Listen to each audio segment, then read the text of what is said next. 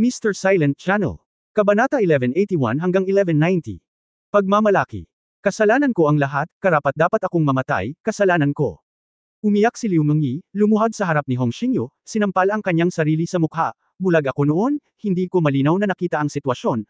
Nasa maling grupo ako, pakiusap Mr. Hong, mangyaring maging bukas ang isipan at huwag magtanim ng sama ng loob. Ibibigay ko sa iyo ang kalahati ng kabuuang ari-arian ng pamilya ko kung bibigyan kita ng pera. Talagang nag-aalala si Liu Mengyi. Sa paghusga mula sa kasalukuyang sitwasyon, ang pamilya Hong ay kasalukuyang napakalakas. Nanalo si Hong Dali sa ikatlong pwesto sa pagkakataong ito. Pagkatapos ay susundan ng buong pamilyang Hong ang pagtaas ng tubig. Walang magiging pressure sa pamilyang Hong na doblehin ang kanilang kapangyarihan sa maikling panahon. Kapag nakakuha na si Hong Xingyu ng isang magandang bagay o isang magandang lihim na libro ng mga pagsasanay, kapag napagdesisyonan na ang resulta ng pakikipaglaban, magkakaroon ba si Liu Mengyi ng pagkakataong tumakas? Si Hong Xingyu ay palaging malupit sa kanyang mga kaaway. Sa oras na iyon, pabayaan ang kalahati ng kapalaran ng kanyang pamilya, kahit na siya ay mabubuhay ay isang katanungan pa rin. Sa bagay na ito, kung maling panig ang gagawin mo, hindi magiging madaling tiisin ang mga kahihinatnan. Nakakalungkot lang na gustong yakapin ni Liu Mengyi ang kanyang hita, ngunit paano siya hahayaan ni Hong Xingyu na makuha ang kanyang hiling? Ano ang silbi ng isang wallflower na tulad niya kahit na kinuha niya ito? Imposibleng maging confident, at hindi madaling gamitin ito na parang aso. Isa pa, ngayong malakas na ang pamilya niya Hong, lumapit siya para yakapin ang hita niya. Pero kung hindi lang nakuha ni Dali ang pangatlong pwesto, kapag natalo ang pamilya Hong niya sa duelo, siguradong lalabanan siya agad ni Liu Mengyi. Halika sa iyong pintuan. Kaya't napakakalma ni Hong Xingyu ngayong binitawan na niya siya, makukuha niya ang kalahati ng ari-arian ng pamilya. Pero kung hindi mo siya tatanggapin, magiging pag-aari ng pamilya mo ang lahat. Maaari mo ring ganap na maalis ang nakakainis na wallflower na ito at magnilay. Pagkatapos ng lahat ng pagkalkula na ito, paano pumili? Halata naman. Haha, Master Liu. Sinulyapan ni Hong Xingyu si Liu Mengyi na may hinanakit at sinabing dahan-dahan, alam mo ang ugali ko. Ayos lang sana kung isa lang akong ordinaryong alipin. Pero para sa isang mataas na alipers na tulad mo, kung isasama kita muli, ang iyong mga kalkulasyon ay masyadong maingay.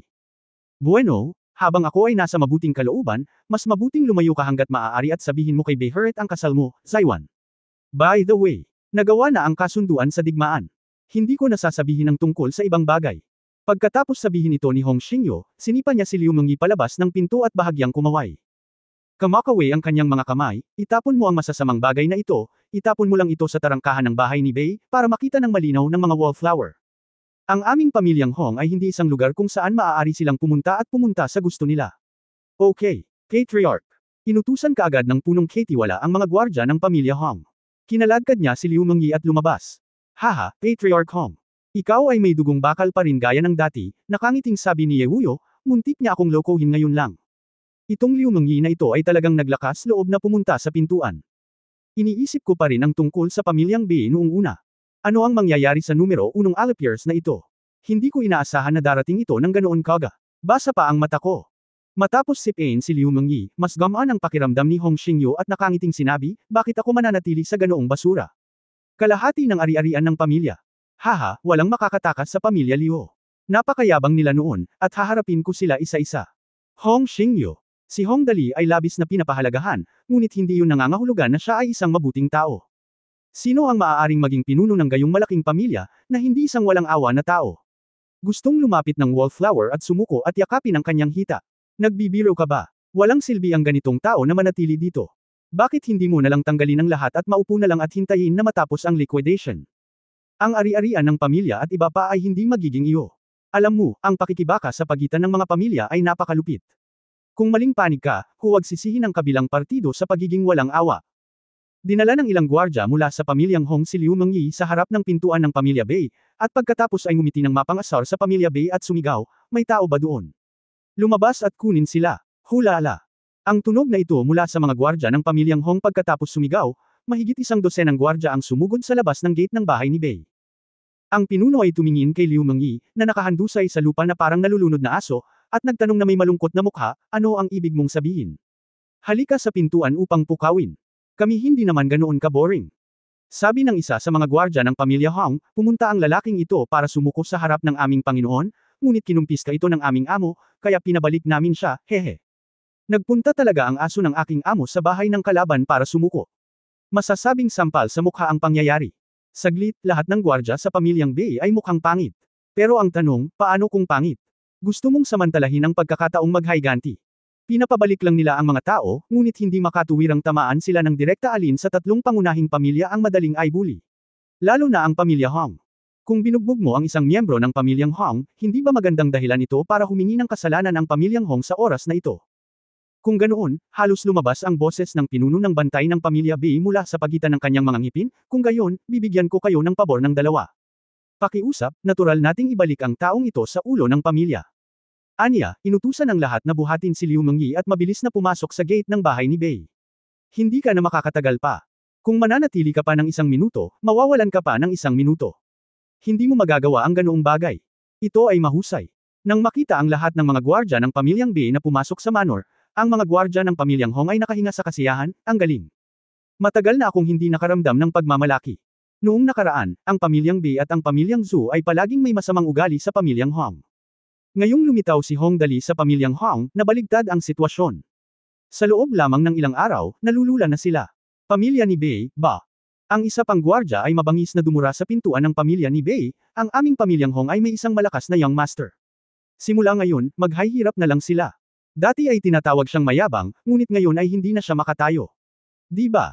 Ang unang gwardya ay nakaramdam ng labis na kasiyahan at tumawa. Si Young Master Dali ay isang natatanging tao na nanalo sa 3 pwesto sa Star Realm Genius Competition. Magkano ang makukuha niya kapalit ng rangkang na ito? Ano ang pakinabang? Kapag nanalo ang Padre de Pamilya sa tunggalian, nakakatuwang isipin na ang lahat ng kayamanan at kapangyarihan ng pamilyang Bei at ng pamilyang Zhu ay magiging sa ating pamilyang Hong.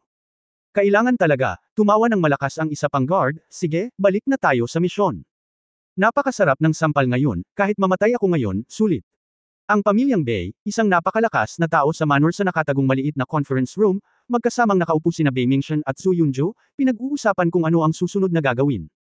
Pagkatapos ng lahat, sa pagkakataong ito, nakuha ni Hong Dali ang 3 pwesto sa Star Realm Genius Competition, na lampas sa inaasahan ng lahat. Hindi ko inaasahan na makukuha ni Hong Dali ang 3 pwesto sa Genius Competition, napasimangot si Bei Mingxian, na may malungkot na mukha, ngayon kami ay napaka-passive. Ayon sa balita, dumating na ang mga royal family mula sa lahat ng major star realms. On the way here, pagdating namin, siguradong diretso kami sa Hong family. Magiging mahirap ang pamilya naming Zhu at ang pamilya mo. Oo, bamantong hininga si Zhu Yunzhou at umiling. Ngayon ang tanging pagkakataon nating makabalik ay isang tunggalian. Nakagawa ako ng ilang mga tagumpay sa martial arts, ngunit ngayon ay tila hindi ito sapat. Sa katunayan, walang ibang paraan kundi ang magsumikap.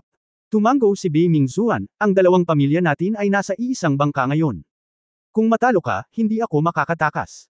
Kaya magagamit lang natin ang lahat ng ating pinansyal at material na yaman para manalo sa tunggalian. Hanggat nanalo ang tunggalian, wala nang problema ang lahat. Kapag bumagsak ang malaking puno tulad ng Hong Xingyo, ang iba pa sa pamilyang Hong ay magiging isang tumpok ng buhangin. Oo, ngayon lang natin ito matiis, nag-isip sandali si Zhu Yunzhou at saka sinabi. Gayunpaman, wala akong partikular na mahusay na kasanayan sa martial arts dito. Kahit na pagsamahin ko ang mga ito, ang aking pinakamataas na lakas ay maaari lamang tumaas ng mga 30%. Ang matandang lalaking iyon na si Hong Xingyu ay hindi madaling pakitunguhan. 30% ay hindi gaanong. Ang katiyakan. Ang pagtaas ng lakas ng 30% ay hindi masama sa nakaraan, ngunit ngayon ay tila wala ng pag-asa. Pagkatapos ng lahat, sa mahusay na tagumpay ni Hong Dali, sino ang nakakaalam kung anong magagandang bagay ang maaaring maipadala mula sa ibang mga star realms? Kung mayroong anumang magagandang lihim at pamamaraan na maaaring pagsamahin. Well, dapat tayong maging maingat laban dito.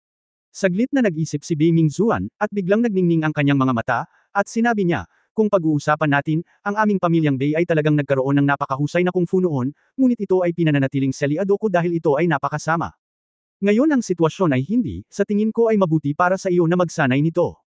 Oh, biglang naging curious si Zhu Yunzhou at nagtanong, anong klaseng kasanayan ang masasabi mo sa akin ng mabilis? Kahit na ito ay masama, tatanggapin ko ito. Iyon ang iniisip ko. Agad na sinimula ni Bei Mingxian na ipakilala ang diskarteng ito kay Zhu Yunzhou, ito ay isang pamamaraan mula sa larangan ng paglilinang. Ang lihim na pamamaraan ng masamang sekta na ito ay tinatawag na, The Great Jueyin and Yang Combined Cultivation Manual. Ito ay isang teknik na sumisipsip ng yuan yin ng isang babae at nagpapataas ng kanyang kapangyarihan sa napakaikling panahon. Ang kawalan ay mabubuo ito ng isang maikling panahon, kapag nasanay. Magiging mahirap na umasenso sa lakas sa hinaharap.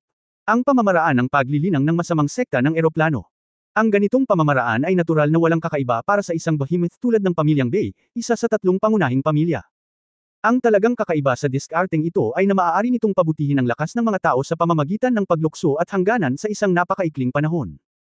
Bagaman ang mga pamamaraan ng paglilinang ng eroplanong ito ay hindi katulad ng sa eroplano ng paglilinang, kung ang mga ito ay maayos na pinagsama at naiintindihan, tiyak na makakatulong ito upang mapabuti ang lakas. Tulad ng para sa mga side effect pagkatapos ng pagsasanay sa paglilinang ano ang mahalaga. Ang kaligtasan ay ang pinakamahalagang bagay. Kabanata 1182 ako, Hong Dali, ay bumalik. Well, tama, mag-practice muna ako, direktang sumang-ayon si Zhu Yunzhou nang hindi nag-iisip, maghihintay ang lahat hanggang sa manalo tayo sa tunggalian. Ang ilang mga side effect ay hindi isang malaking problema, hindi mahalaga. Pagkatapos ng lahat, kumpara sa kaligtasan ng buhay, lahat ng iba pa. Maliit na problema lang ang lahat. Mas maganda kung sa tingin mo. Tumango si Bei Mingxian, pagkatapos ay naglabas ng isang lihim na libro na may nakasulat na, Great Joy of Yin-and-Yang Harmony, at ibinigay ito kay Zhu Yunzhou, at pagkatapos ay sinabi, sana magkaroon ka ng mas malaking tagumpay. Kailangan mo ng 10,000 Virgin Yuan para sanayin ang diskarteng ito. Mabibili mo ito sa slave market. Ang pangunahing bagay ay hindi ang iyong sariling sining. Lahat, hindi sa atin.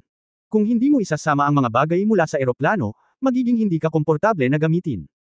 Naiintindihan, tumayo ka agad si Zhu Yunzhou pagkatapos matanggap ang lihim na libro, babalik ako at tutulungan tayo sa ibang mga bagay sa lalong madaling panahon. Solusyonan natin ito. Ngayon ay pareho tayong natalo at umunlad. Kung matalo ako, walang makakatakas sa atin. Siyempre, sige, hindi kita papaalisin. Tumayo si Bei Mingxian. Hindi nagtagal, pumasok si Zhu Yunzhou sa isang lihim na daanan sa conference room at nawala sa isang kisap mata. Guro, pagkaalis ni Zhu Yunzhou, isang gwardya ang tumawag, dinala siya dito ni Liu Mengyi. Ipasok mo siya. Umupo si Bei Mingxian sa sofa at ngumuso. Guro, maingat na lumapit si Liu Mengyi sa Bei Mingxian at sinabing, nagawa ko na ang lahat ng ipinagagawa mo sa akin. Sa oras na ito, hindi siya kaawa-awa gaya ng nalunod na aso noon. Sa halip, siya ay puno ng kagalakan. Nakangiti ang mukha, ngunit walang buntot sa likod nito, kung hindi ay kamakaway na ito sa langit. Paano nangyari ang mga bagay-bagay? Sabihin mo sa akin. Ngumiti si Bei Mingxian at saka humigop ng kanyang inumin. Ang inumin ay tinatawag na Fangkangye, na sobrang mahal. Ang isang maliit na tasa ay nagkakahalaga ng 10,000 Shenglong coins. Ang pagsuko ay hindi nagtagumpay. Direktang ikinwento ni Liu Mengyi, at pagkatapos ay nagsabi, ngunit ayon sa iyong mga tagubilin, nang yakapin ko ang kanyang hita, ginamit ko ang detector na ibinigay mo sa akin upang matukoy ito. Ang lakas ni Hong Xingyo ay kasalukuyang tungkol ito ang ikatlong yugto ng Star Realm Peak, na dapat ay halos isang antas na mas mataas kaysa dati. Isang antas. Biglang lumiwanag ang mga mata ni Bei Mingxian at iniunat niya ang kanyang kamay, bilasan mo at tingnan mo. Eto na. Binalatan niya ang isang maliit na bilog na parang balat sa palad niya at iniabot. Well, tingnan ko, kinuha ni Bei Mingxian ang circular sticker. Inilagay ito sa isang espesyal na aparato, isang hanay ng mga numero ang biglang lumitaw dito, kasalukuyang lakas ng labanan, 18,000. Ha. Nang makita ang mga numero sa itaas, humagalpak ng tawa si Bei Mingxian, oo naman, nadagdagan lang ito ng isa. Layer, ito ay madaling hawakan, ito ay madaling hawakan. Kumaway siya kay Liu Mengyi at sinabing, sapat na para makuha ang impormasyong ito, Liu Mengyi, handa ka talagang magpakitang gilas. Kung gagawin mo ito sa harapan ko, hinding-hindi kita tatatratuhin ng masama. Ang maliit na device na ito ay isang modified strength detector. Ang detector ng lakas na ito ay maaaring ganap na matukoy ang tinatayang lakas ng labanan ng kasalukuyang karakter. Sa ilalim ng attribute compression force field, tiyak na nasa loob ng 2% ang error ng detection value ng detector na ito. Kaya ibig sabihin, sa ilalim ng field ng compression ng katangian, ang tunay na kapangyarihan ng pakikipaglaban ni Hong Xingyu ay karaniwang mayroon lamang ng ganito. Zhu Yunzhou sa panahong ito. Dahil ang presyon ay tumaas ng husto, ang lakas ay tumaas ng 3 antas, na umabot sa halos 21,000. Ngunit si Hong Xingyu ay mayroon lamang 18,000. Ito lamang ay sapat na upang mapasaya si Bei Mingxian. Matapos marinig ang mga salita ni Bei Mingxian, tuwang-tuwa si Liu Mengyi at mapagpakumbabang nagtanong, Guro, tingnan mo ako. Bueno, dahil sumuko ka at pinalayas, hindi ka makakasama sa akin sa maikling panahon. Dahan-daang sinabi ni Bei Mingxian, ibibigay ko sa iyo ang 2 sa mga negosyo ng pamilya Bei natin, malalaman mo ito sa iyong sarili, at pagkatapos ay lumabas ka at magtago ng ilang buwan, hintayin mo na lang matapos ang tunggalian at manalo tayo. Laging mabuti ito para sa iyo. Oo nga pala, nabuo na ang pamilya ni Hong. Oo, guro, nang pumunta ako doon, si Ye Wuyu ay nasa tabi ng matandang lalaki na si Hong Xingyu, pinilit ni Liu Mengyi ang sarili na pinindot ang button.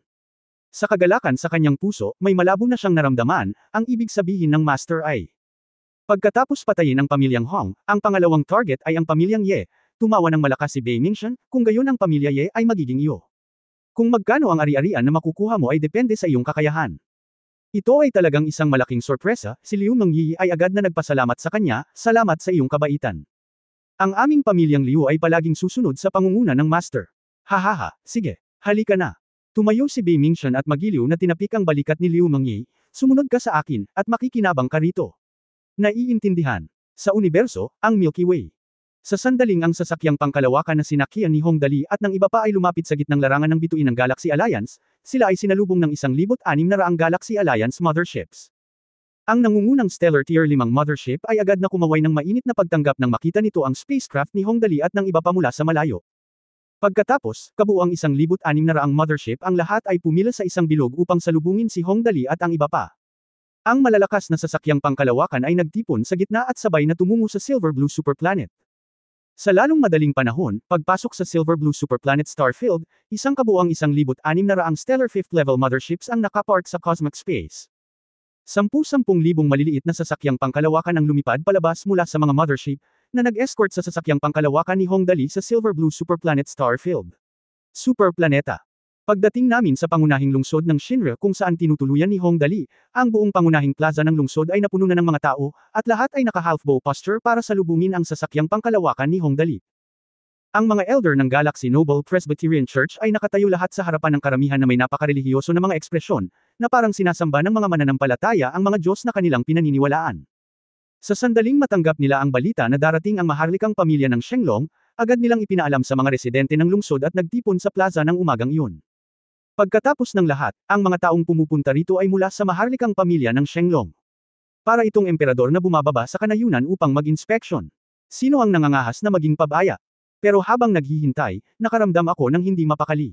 Wala tayong magagawa, napakalaki ng status gap na imposibleng sabihing hindi tayo kinakabahan. Habang nakakaramdam ng pagkabalisa, iniisip din ng lahat ang tungkol sa pagkakakilanlan ng napakaranggal na pamilya ng Shenglong na dumating sa pagkakataong ito. Mabagal na lumapag ang spaceship. Bumaba si Hong Dali mula sa spaceship, tumingin sa paligid, at sinabing kakaiba, hindi, Xiaoyi, bakit napakaraming tao? Medyo kakaiba din si Ling Xiaoyi, hindi ko alam, kakaunti lang ang nasabi ko. Guro, gusto mong pumunta dito para maglaro, bakit ang daming tao? No wonder nagulat sila.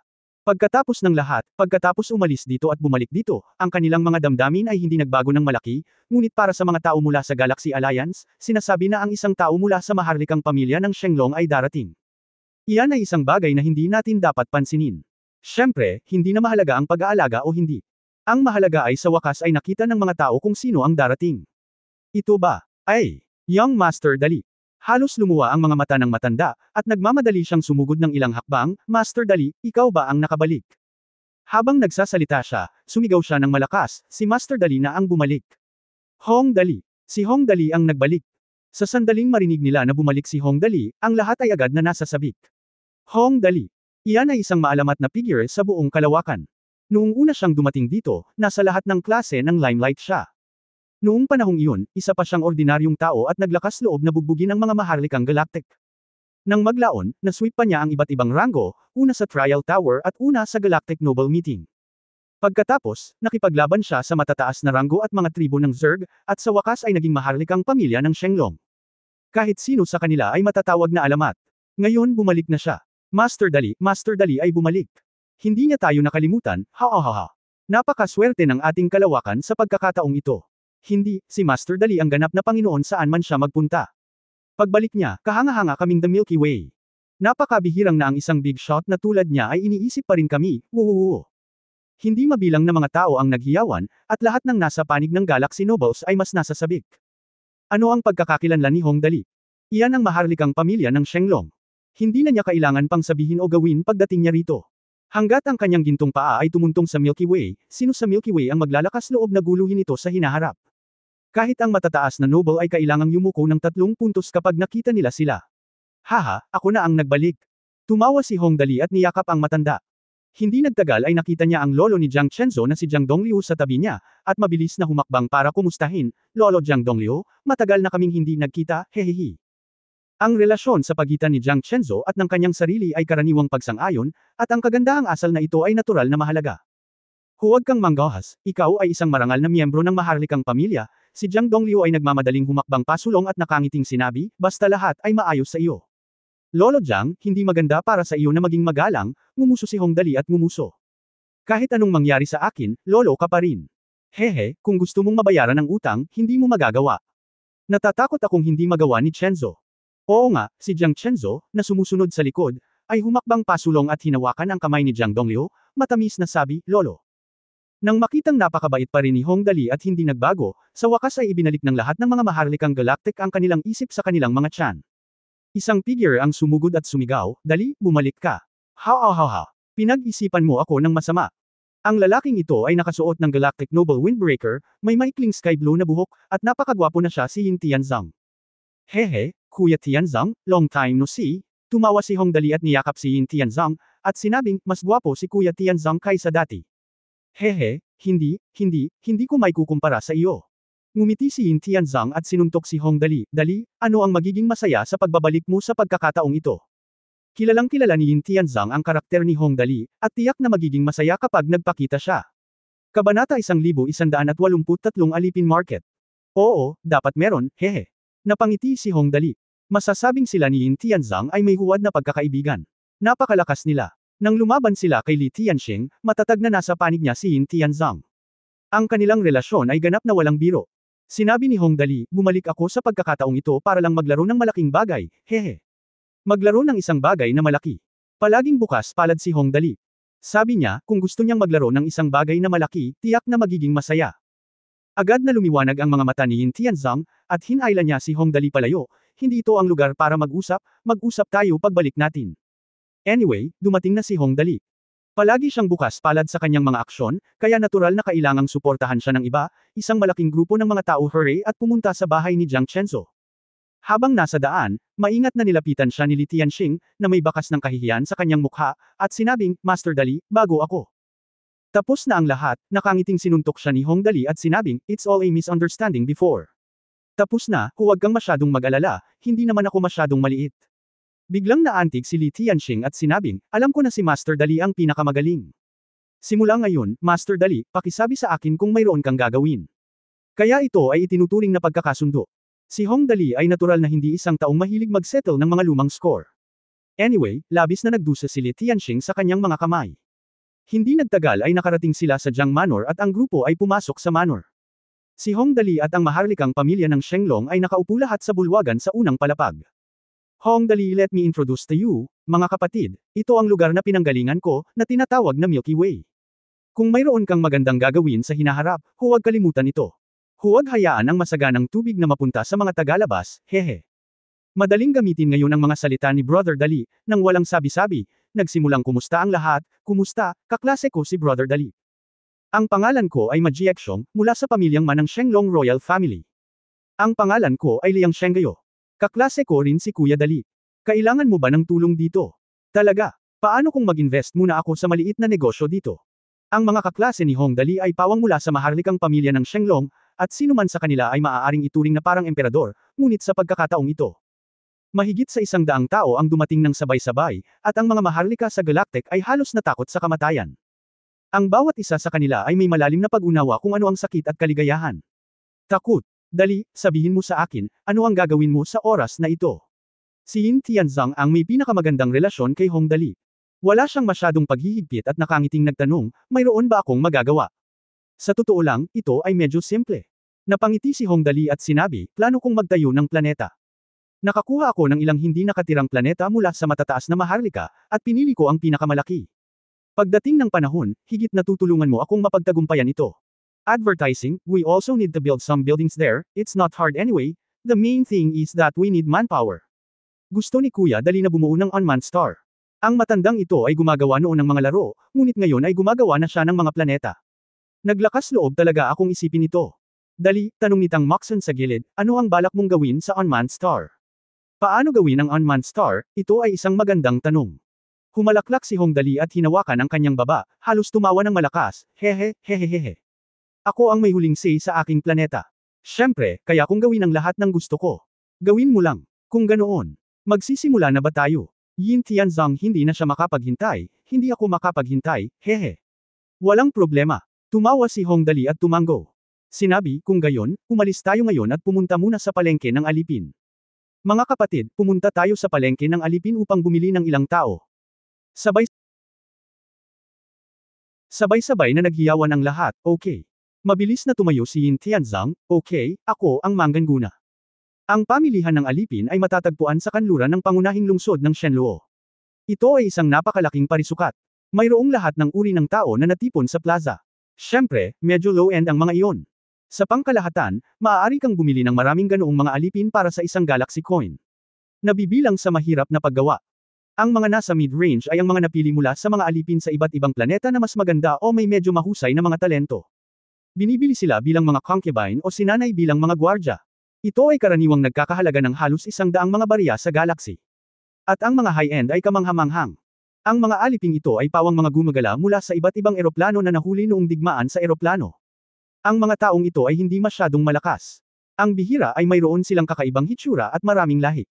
Halimbawa, ang mga babae mula sa tribo ng Fox sa mundo ng demonyo, malalakas na lalaki mula sa tribo ng tigre, mga duwende at duwende mula sa magic plane, o mga ordinaryong ascetics mula sa cultivation plane. Etc. Etc. Lahat. Ang mga presyo ng mga aliping ito ay ganap na hindi maihahambing sa ibang mga alipin sa eroplanong ito. Nagsisimula sila ng hindi bababa sa 1,000,000 galactic na barya. Ang mga ito ay ganap na high-end na mga kalakal. Naghintay si Hong Dali para sa isang malaking grupo ng mga tao na sumugod dito.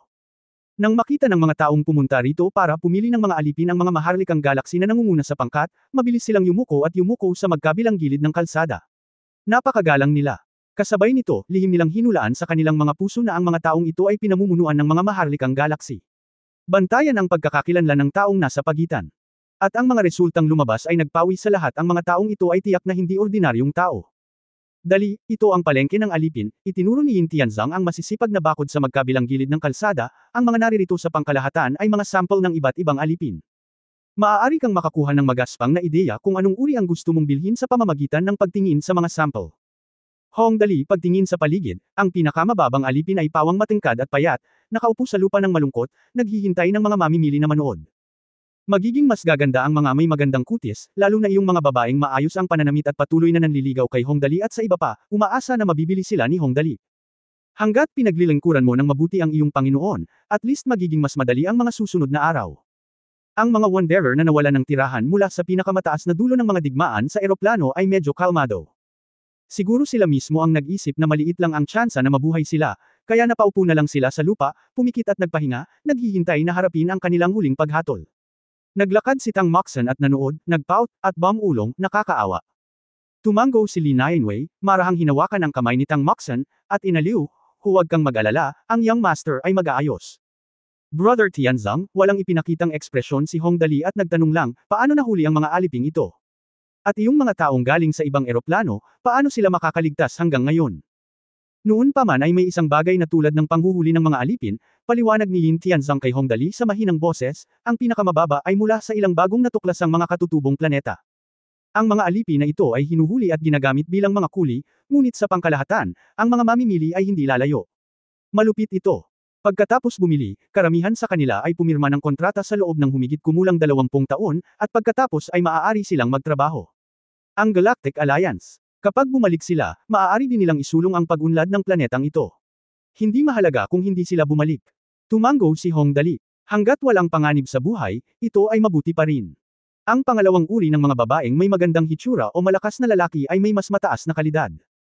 Nagpatuloy si Yin Tianzang, ang mga taong ito ay lahat ay pinili mula sa isang malaking grupo ng mga alipin.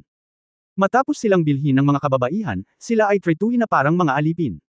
Baishan, hanggat maaari silang mamuhay ng isang magandang buhay, wala silang iba pang mga ideya. Ang mga lalaki ay angkop na maging bantay. Hanggat sila ay tretuhin ng mabuti, ang grupong ito ng mga alipin ay higit na tanyag, at karamihan sa mga lingkod ng mga lingkod ay bibili ng ilan, sa ikatlong bahagi ng mga katulong na pamilya ay bibili ng ilan. Digmaan.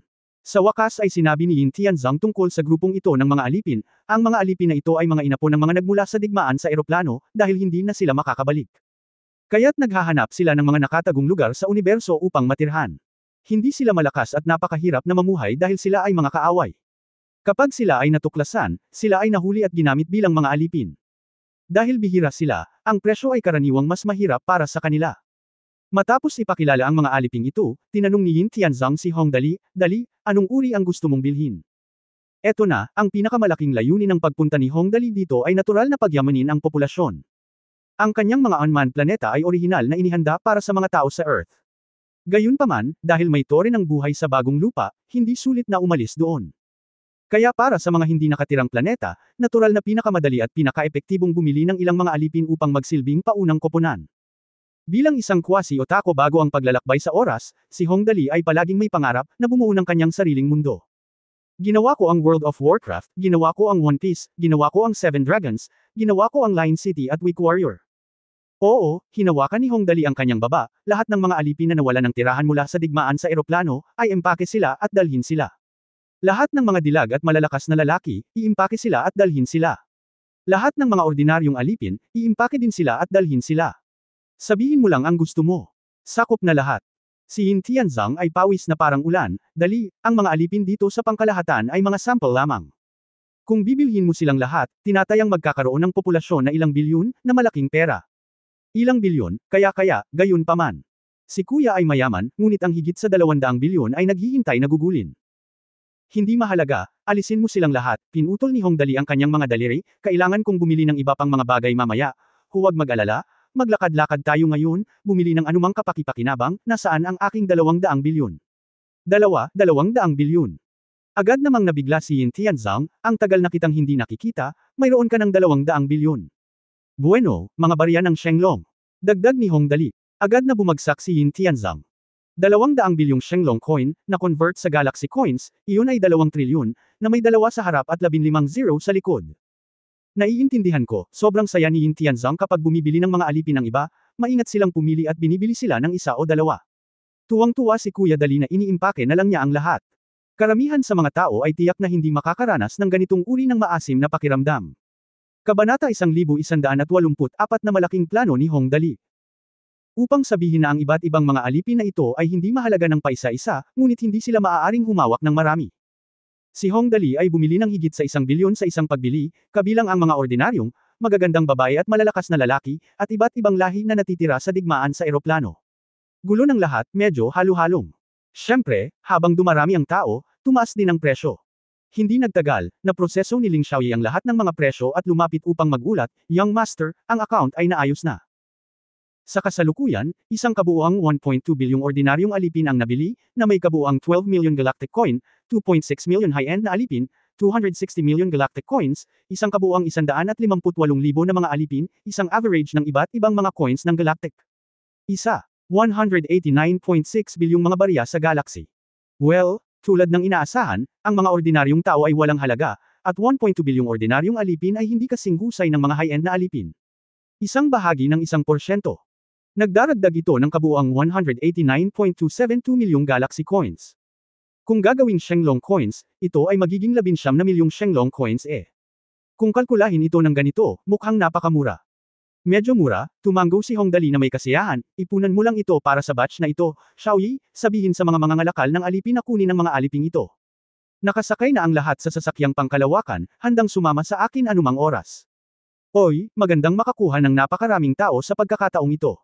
Bibigyan ko sila ng talumpati kapag natapos ko na ang pagbili ng lahat ng gamit dito. Young Master. Ngumiti si Ling Xiaoyi at tumanggo. Si Ling Xiaoyi ay hindi nag-aalala tungkol sa mga aliping ito. Sa mabait na karakter ni Hong Dali, ang mga aliping ito ay tiyak na mamumuhay ng mas magandang buhay kaysa dati, hindi pa banggitin ang pagkanta bilang mga serf. Dali, ano ang susunod nating gagawin? Matapos bilhin ang alipin, ang susunod na hakbang ay bumili ng iba pang mga kinakailangang bagay. Mukhang sinusubukan ni Hong Dali na lumikha ng kakaibang planeta. Hindi ko alam kung ano ang magiging hitsura nito, ngunit tiyak na magiging masaya ito. Kaya inaabangan pa rin ito ni Yin Tianzong. Susunod, bumili tayo ng ilang mga tool. Tumingin si Hong Dali sa paligid. Ang pagbili ng mga tool ay tila nakakainip. Sa wakas, desidido siyang nagutos, Brother Tianzong, magpadala lang ng isang tao na gagawa ng bahaging ito. Bueno, kailangan natin ng mga paghahambing na iyon. Mga low-end na tool, hindi masyadong advanced, ang uri na maaaring ilipat pagkatapos gamitin. Bilang karagdagan, kailangan kong maghanda ng ilang mga sasakyang pangtransportasyon. Plano kong magdala ng ilang mga bagay doon sa oras na ito. Malaking bagay talaga ito. Mabilis na tumanggo si Yin Tianzong, walang problema. Aayusin ko kaagad. Sa pag-aayos ni Yin Tianzang sa mga bagay sa pagkuha, magiging simple ang susunod na hakbang. Tumingin si Hong Dali sa paligid at nakitang walang dapat na kulang. Ngayon ay mayroon na tayong mga tao at mga kasangkapan, o tama. Pagkain. Hinawakan ni Hong Dali si Yin Tianzang, na papaalis na, at sinabi, Brother Tianzang, may pagkain pa tayo. Maghanda ka para sa 5 taon. Magkano ang magagastos? Kalimutan mo na lang, bibigyan muna kita ng 10 bilyong Shenglong coins. Malalaman mo, 10 bilyong Shenglong barya. Ibigay mo na lang sa amin. Napakabilis ng tibok ng maliit na puso ni Yin Tianzang. Talaga, siguradong hindi ka mawawala ng pera kung gagawa ka ng mga bagay para kay Kuya Dali. Madaling gawin ang mga bagay gamit ang pera. Sa ilalim ng kapangyarihan ng 10 bilyong Shenglong coins, ang buong pangunahing lungsod ng Shinra ay inilagay sa operasyon. Hindi mabilang na mga sasakyang pangkalawakan ang lumipad mula sa lupa, na nagdadala ng iba't ibang bagay sa universo. Ang mga tao ay abala lahat, at lahat sila ay nagtatrabaho para sa Hong Dali. Tumatakbo para sa malaking plano. Sa lupa, si Hong Dali ay nakalilibang sa araw. Humiga si Tang Moxon sa tabi niya at nagtanong sa mahinang boses, Dali, ano ang balak mong gawin sa pagkakataong ito? Bakit mo naisip ang magtayo ng planeta? Wala lang, Hong Dali with a face full of mystery, she said leisurely, the secret has not been leaked. Anyway, you just need to know that this matter is a big, big plan, hehe. Oh, dahil walang sinabi si Hong Dali, si Tang Moxon ay huwag na lang magtanong. Pero lumabas ang demonyong hari sa isip ni Hong Dali at nagtanong, Hoy Dali, parang nakaamoy ako ng malakas na amoy ng sabwatan. Aba, sabihin mo sa akin, anong gagawin mo? Ngayon ko lang kami nakitang mga tao sa Demon Clan, hehe, kung bibilhin mo sila, walang problema kung gusto mong gumawa ng sandata ng demonyo. Ha? Kailangan mo ba ng mga tao mula sa Demon Clan para gumawa ng demon weapon? Hindi ito naisip ni Hong Dali. Ito ay isang aksidente. Masaya ka ba nagtataka si Hong Dali? Sabihin mo sa akin, ano ang nangyayari?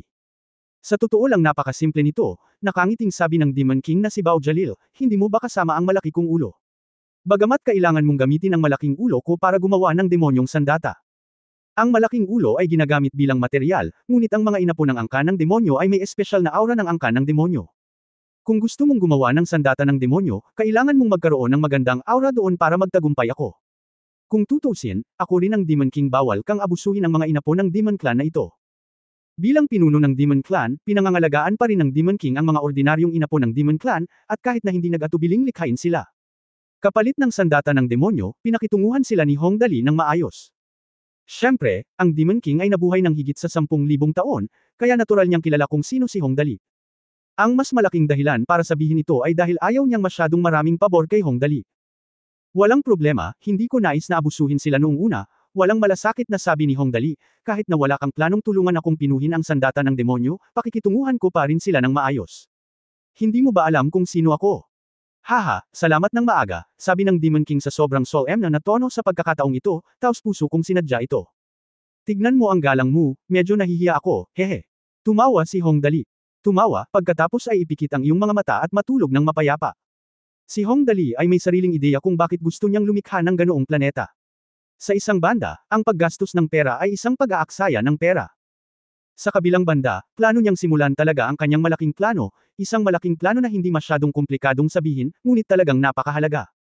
Siyempre, ang mga plano ay mga plano, at ang kasiyahan ay ang pinakamahalagang bagay. Mabilis na lumipas ang oras. Makalipas ang mga 5 o 6 na oras, tumakbo pabalik si Yin Tian at sinabing, Dali, tapos na ang lahat, ituloy natin ano ang gagawin mo. Matapos bilhin ang mga bagay, natural na ang susunod na hakbang, nakangiting sinabi ni Hong Dali, tapos na ang lahat. Oy, magiging madali ito kapag tapos na. At pagkatapos ay bumalik sa bagong daigdig, at pagkatapos ay maaari tayong pumunta sa aking walang nakatirang bituin. Ngayon na ang itinerary ay napagpasyahan na, ang susunod na bagay ay napakasimple. Lahat ng nasa gilid ni Hong Dali ay sumakay sa spaceship diretso sa Fairy Star. Eto na, ang turning point ng kapalaran ni Hong Dali ay dito. Kung hindi pinatay ni Hong Dali ang mataas na ranggo na Maharlika na ang pangalan ay nakalimutan na niya, ang pagkakakilanlan ng Maharlikang pamilya ni Hong Dali na Shenglong ay hindi kailanman matutuklasan. Ang mga kababalaghan sa mundo ay malamang na ganito. Napakabilis ng paglalakbay. Pagkatapos ng mahimbing na tulog ni Hong Dali, huminto ang spacecraft sa airspace ng Fairy Star. Pagkababa ng spaceship, nakarating kami sa bundok ng Bluebird. Katulad pa rin ng dati. Daan-daang black-level peripheral nobles mula sa iba't ibang kalapit na galaxy ang nagtipon sa pasukan ng Bluebird's Cave. Ang pagkakaiba lang sa huling pagkakataon ay sa pagkakataong ito nang bumaba si Hong Dali, lahat ng black level na peripheral nobles ay lumuhad sa isang tuhod at magalang na sumigaw ng sabay-sabay, nakilala ko na ang maharlikang pamilya. Kaya, ito ay gumagawa ng Hong Dali na napakalakas. Ito ay medyo tulad ng isang pribadong pagbisita na incognito, ngunit ang pakiramdam na iyon ay medyo maganda. Bueno, bumangon na tayong lahat, kumaway si Hong Dali ng may ngiti, huwag masyadong magalang, lahat, gawin mo lang ang lahat ng kailangan mong gawin. Pagkatapos sabihin iyon, pinangunahan niya ang mga tao. Pumasok sa kuweba ng Bluebird. Tungkol naman sa pagpila, kailan pa nakapila ang ating alibughang si Hong Dali. Nang pumasok si Hong Dali at ang iba pa sa kuweba, ang mga peripheral nobles na naruroon ay naglakas loob na tumayo, at lahat sila ay bumulong, ito ba ang maharlikang pamilya ng Shenglong? Iba talaga ang aura na ito. Galing, hindi ko inasahan. Makikita ko talaga ang maharlikang pamilya balang araw sa aking buhay. Ang araw na ito ay maaaring itala sa kasaysayan. May nakilala din akong mga tao mula sa maharlikang pamilya ng Shenglong, hahaha. Bueno, para sa kanila, ang makita ang maharlikang pamilya ng Shenglong sa kanilang sariling mga mata ay isang pagpapala. Ito ay isang medyo kapansin-pansin na bagay sa sarili nito. Pumasok si Hong Dali sa kuweba ni Qingluan. Lahat ng mga bantay sa paligid niya ay gumagalang na sumaludo. Pinangunahan ni Hong Dali ang daan at hindi nagtagal ay nakita niya ang kapatid ni Qingluan na nakabaon sa kuweba. Sister Qiniao, humakbang pasulong si Hong Dali, niyakap ang leeg ni Qingluan, at magiliw na sinabi, long time no see, miss ko na ang kapatid ko. Well, wala namang iba sa lalaking ito, matamis lang ang bibig at hindi nagpapahangin. Na sobrang nakakabigay puri. Tuwang-tuwa si Qingluan. Nakangiti siyang tumingin kay Hong Dali at mahinang nagsabi, ang tagal na kitang hindi nakikita. Miyembro ka na ngayon ng maharlikang pamilya ng Shenglong. Binabati kita. Maganda ang impresyon sa kanya ni Hong Dali, kaya't pinakitunguhan niya si Hong Dali. Napakaganda pa rin ang ugali ni Dali. Chirp, chirp, chirp. Sa oras na ito, ang maliit na asul na ibon na si AKA, na nagpapahinga sa space watch ni Hong Dali, ay lumipad ng mag-isa, 2 beses na tuwang-tuwa sa ulo ni Qingluan, at pagkatapos ay dumapo sa ulo ni Hong Dali. Malaki na ang batang ito. Mukhang masarap ang pagkain sa panahong ito. Ang asul na ibon ay iniunat ang kanyang mga pakpak, magiliw na hinawakan si AKA, at nakangiting sinabi, kumain ka na ba ng maraming magagandang bagay? Kaya. Hindi masama. Mariin na tumanggo si Hong Dali, marami akong inutil na kagamitan mula sa Shenglong Star, at ibinibigay ko sa kanya ang lahat. Hindi ko man banggitin, hindi ko masyadong pinapansin sa panahong ito. Malaki na ang lalaking ito. Hehe, panahon na para lumaki ang bata. Napabuntong hininga si Qiniao, pagkatapos ay tumingin sa ibang mga taong naruroon at mahinang sinabi, pakiusap lumabas at maghintay sandali. May sasabihin ako kay Dali. Bagamat si Qiniao ay nasa isang rural na lugar tulad ng Fairy Star, ang kanyang katayuan ay napakataas. Matapos makinig sa kanyang mga salita, maging ang maharlikang pamilya ng Shenglong na naruroon ay tumanggo bilang pagsang-ayon at pagkatapos ay tumabi. Dali, ano ang dapat nasa isip mo pagdating mo sa ganitong oras? Tumingin si Qingluan kay Hong Dali at mahinang nagsalita, ngunit ang kahulugan sa likod ng kanyang mga salita ay lubhang nakakaintriga. Well, may something. Walang itinago si Hong Dali, tungkol ito sa digmaan sa eroplano. Gusto kong malaman ng higit pang mga detalye at maging tiyak. Kabanata 1185 ang kakaibang kakayahan ni Gu Feifei. Digmaan sa eroplano, pumunta dito si Hong Dali hindi lamang para kunin si Brother Qinglong Wei, kundi pati na rin ang isa pang bagay ay pumunta dito at magtanong tungkol sa digmaang eroplano. Pagkatapos ng lahat, si Hong Dali ay nalantad sa napakaraming bagay sa panahong ito. Ang pinili, mga digmaan sa eroplano, mga alipin mula sa ibang mga eroplano, mga hari ng demonyo, mga dragon na may 7 kulay, Sir Golden Emperor Gu, at iba pa. At iba pa. Lahat ng ito ay hindi mapaghihiwalay na nauugnay sa mga digmaan sa eroplano. Hindi tanga si Hong Dali, actually sobrang bait niya kapag seryoso. Kaya sa pagkakataong ito, dapat mong pakinggan kung paano inilarawan ni Sister Qiniao ang digmaan sa eroplano. Napakahalaga nito, kahit na mahalaga sa kung paano mapapanatili ni Hong Dali ang kanyang sariling eroplano at ang kanyang pamilya sa hinaharap. Sure enough, marami ka nang alam. Matalim na tiningnan ni Qiniao si Hong Dali, at pagkatapos, isang nakasisilaw na asul na liwanag ang kumislap, at si Qiniao ay naging isang magandang kapatid na babae na nakasuot ng asul na gauze na damit. Marahan niyang hinawakan ang kamay ni Hong Dali at mahinang sinabi, sumama ka sa akin, matagal ko nang hinihintay ang araw na ito. Sabi ni Qingluan, pagkatapos ay sinulyapan si Kemengmeng sa karamihan, at nakangiting sinabi, si Prinsesa Yanlong ba? Maaari ka ring sumama. Oh, okay. Nang makitang nakilala ni Qingluan ang kanyang tunay na pagkatao, agad na humakbang si Kemengmeng. Dumagundong. Matapos sabihin ito ni Qiniao, dahan-daang bumukas ang isang makapal na pintong bato sa pader ng bundok sa pinakaloob na bahagi ng kuweba, na nagsiwalat ng isang lihim na daanan. Ang daanan ay halos 5 metro ang taas, na may mga baitang pababa. Madilim at malalim ang loob, at mahirap makita kung saan ito haantong. Hinayla ni Qingluan si Hongdali papasok sa lihim na pinto at mabilis na bumaba sa mga hagdan. May dumagundong na naman mula sa likuran, at dahan-daang nagsara ang pintong bato.